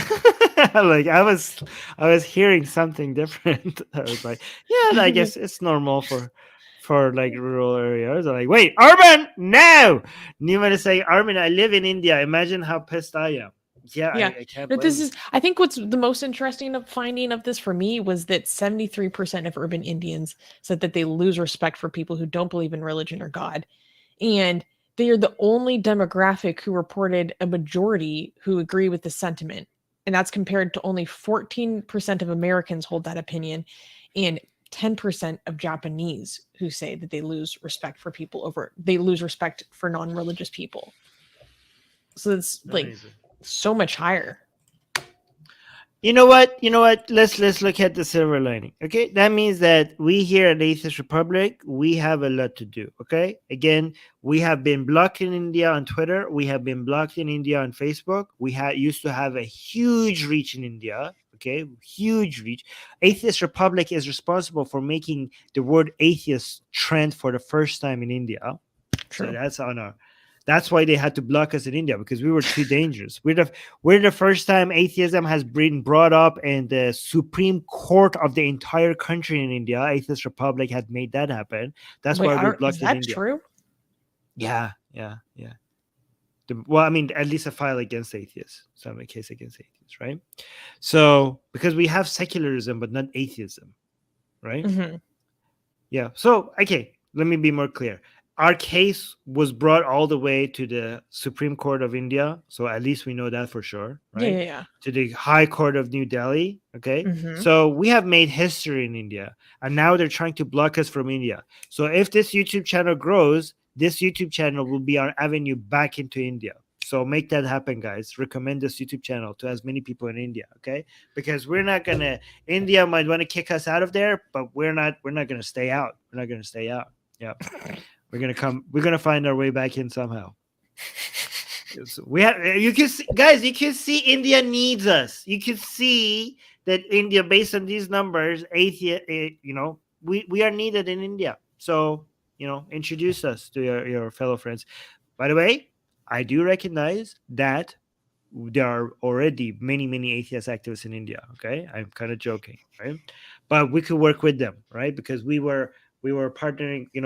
Even though and when we say Atheist Republic is needed in India, we're talking about our own local consulates, because Atheist Republic is not this foreign entity. Our consulates in India are Indian run. They are local. Atheist Republic in India is a local thing because it's self-made by Indians for Indians in India. Check out our consulates. Link in the description.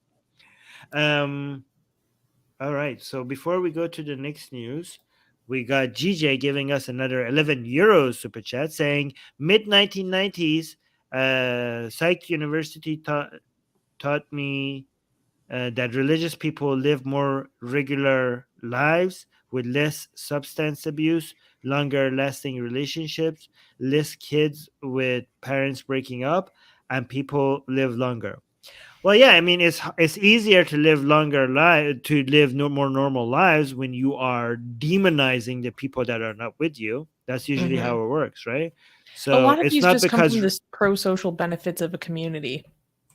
Exactly. It's not the religion that makes these things happen. It's you making something normal and then demonizing anybody that is outside of that norm. That then it would be easier to be within that framework. It is easier to live more normal lives within their framework. But the whole point is for us to break those frameworks so people could be free to be themselves rather than having to live within your mindset just to be able to be happy. Right. So that's even if it's true, as for the in the long term, like for example, being gay used to be a disorder because it was hard to live a healthy life, a normal healthy life while being gay, because the entire society was demonizing you being gay. Now it's possible to be gay and live a normal healthy life. So yeah, being an atheist, because you're otherized, because you're isolated, because you're demonized, because the framework of society is not built for you, it's hard for you to live happy normal lives. But once we normalize that, then it becomes easier and easier and easier.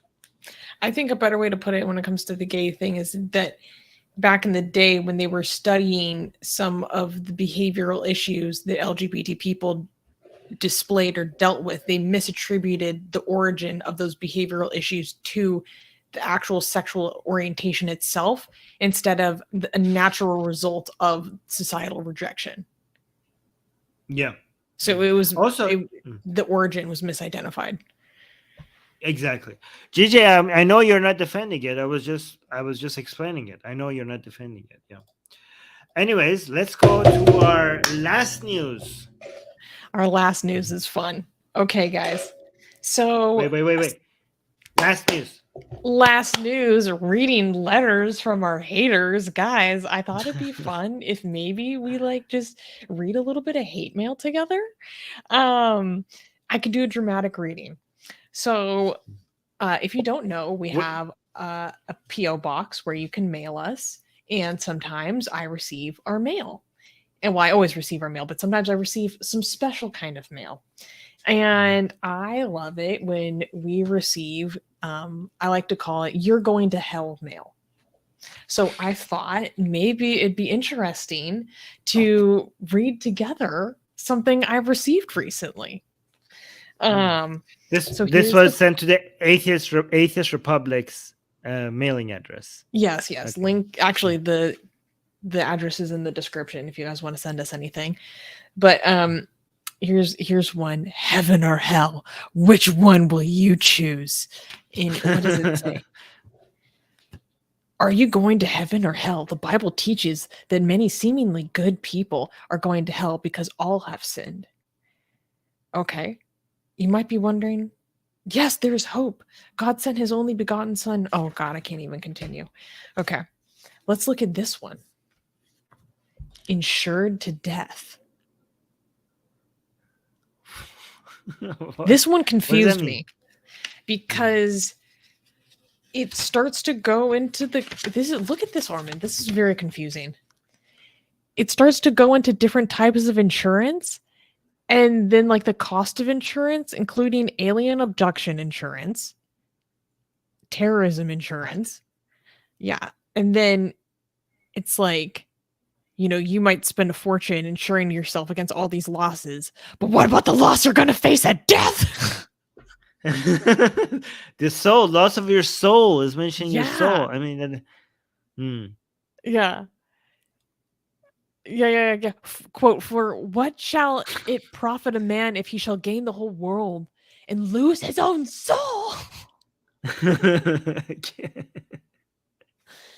And is there anything else? Repent for your sins. Ask Jesus to forgive you. Okay. Now we have another one here. And this one's titled Perilous Times Are Here. Mm-hmm. Now for This is proof of all our heading, different- let us turn and again read the words of St. Paul as found in 2 Timothy's chapter 3, verses 1 through 5. Oh, I'm not going to read this whole quote. This is super long. What the hell? Whoa, this takes a plot twist. Now I know the communistic spirit of the age is to throw up a smokescreen and begin to cry calamity howlers as soon as someone lifts his voice against the crimes of our day. Some are so dyed in the wool they think it is a crime to say anything about their beloved denomination, even though they will admit that there is an awful falling away. But how is it wrong to be corrected if someone who does not cry aloud and spare not? Well, whether we are labeled calamity howlers or whatever they may call it, it is high time that we are waking out of our sleep and, like Jeremiah of old, crying, "Thus saith the Lord."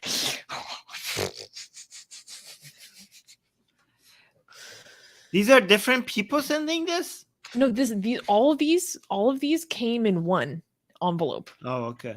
Okay, and then Because they're not envelope- consistent in their ideology. It doesn't seem like No, from one source. I mean, I'm lost. Yeah. I'm struggling and I'm lost. But I the like- crown jewel here is the handwritten letter. Mm. This is the crown What is jewel it? here. Don't be caught dead without Jesus. Dear lost soul. That's at the name. I'm going to read it exactly how it's written so we can just if this sounds crazy, okay, I'm just going to read it exactly as written. I'm not going to editorialize. That's at the name of Jesus, every knee shall bow, every tongue shall confess Jesus Christ is Lord, to glory to God the Father. You say there is no God? Yes, there is a God. It says in the book of Genesis in the Bible, that's where there were giants in those days. Also, people have found bones of people that are big as a tree limp, and people have shark's teeth in the desert, in the mountains, and they found fossils in the mountains. What? I think I got it. I think it says that God is real because the Bible said the same Bible that talks about giants, that same Bible says God is real, and the Bible says that giants are real, and we have found bones of big people, which confirms that the Bible is real. And given that the same book said God is real, that's it. That's ultimate proof of God being real. We have found bones of big people. Oh. But he said, and people have shark's teeth in the desert? I think. What the hell does that mean? I don't know. I'm trying my best here. Also, the rainbow is God's promise. He never flood the earth again, and before the flood, it never rained. The earth was water by a mist. Also, there are caves at the bottom of the ocean. Okay, cool. Before the flood, the caves were lived in. After the flood, the caves were covered by water. That's why people who go dividing in the sea, find caves. Diving. No, but I Yeah. know, but it says dividing. So the caves where above the ocean, that's why there are caves at the over of the bottom of the ocean, and they also found pieces of Noah's Ark too. Also, the dogwood tree is the tree Jesus died on. They made crosses out of dogwood trees. After Jesus died on it, the dogwood tree grew short, broke out branches, so they couldn't make crosses out of the dogwood trees no more. He's saying the dogwood trees were upset that Jesus got killed on a dogwood tree, so they stopped growing so that they could make crucifixes out of them. Also, the sand dollar has a split in it for the spear that went in Jesus' side. So I just proved to you that there is a God.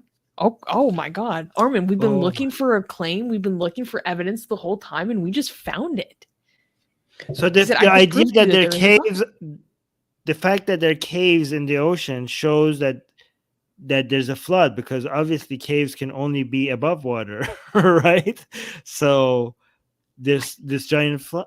Yeah, I think so. That's what he's saying. So like, look, there's caves underwater. So this shows that there was a global flood and people lived in those caves.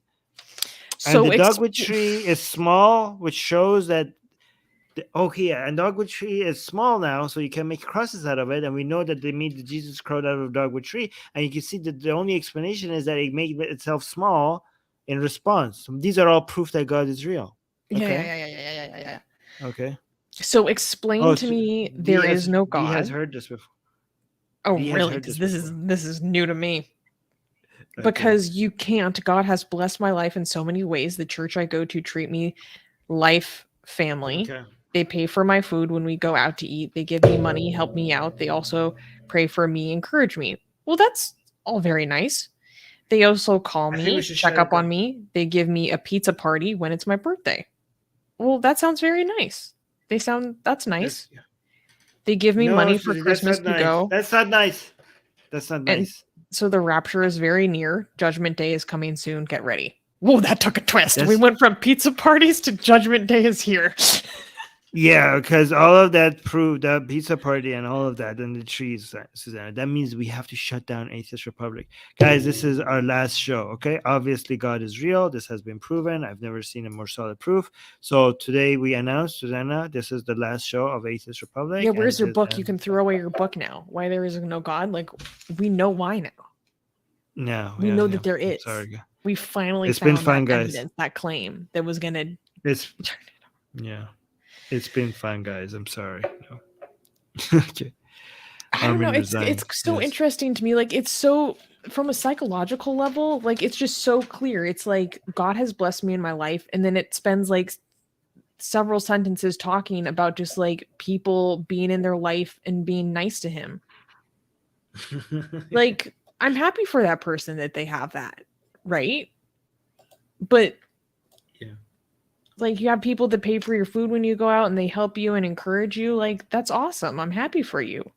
But why do you need to I'm not happy. I'm not happy. I'm not happy for you, because people paying for your pizza means that God is real. So I'm not happy. That means that I have wasted my life. What? Anyway. I'm not happy. I'm not happy. Fuck your pizza party. I want you to be sad. No, I'm kidding. Oh my God. No, it's fine. It's good. It's good. That's fine. All right, guys. We need to end the show because I have another show in Persian. I will make an announcement there as well that I am no longer atheist. No, I'm kidding. Argument for pizza. We need to break the news to the Persian side of our community. Yes. Guys. Pizza argument. All right. No, but seriously. Guys, make sure you like, make sure you subscribe. When the stream is over, leave a comment. That helps us grow the channel. And recommend this show to as many people as you can. That really helps as well. And subscribe to our newsletter. And also, please consider becoming a volunteer. I will make sure to include that in the description. I will put that at the top. I had a fun time today. Yeah, me too. This is good. Thank you for Yeah. joining us, Aw. everyone, and make sure to come back next Thank you, week. guys. Yep, we'll be here back with Susanna next week. See you again.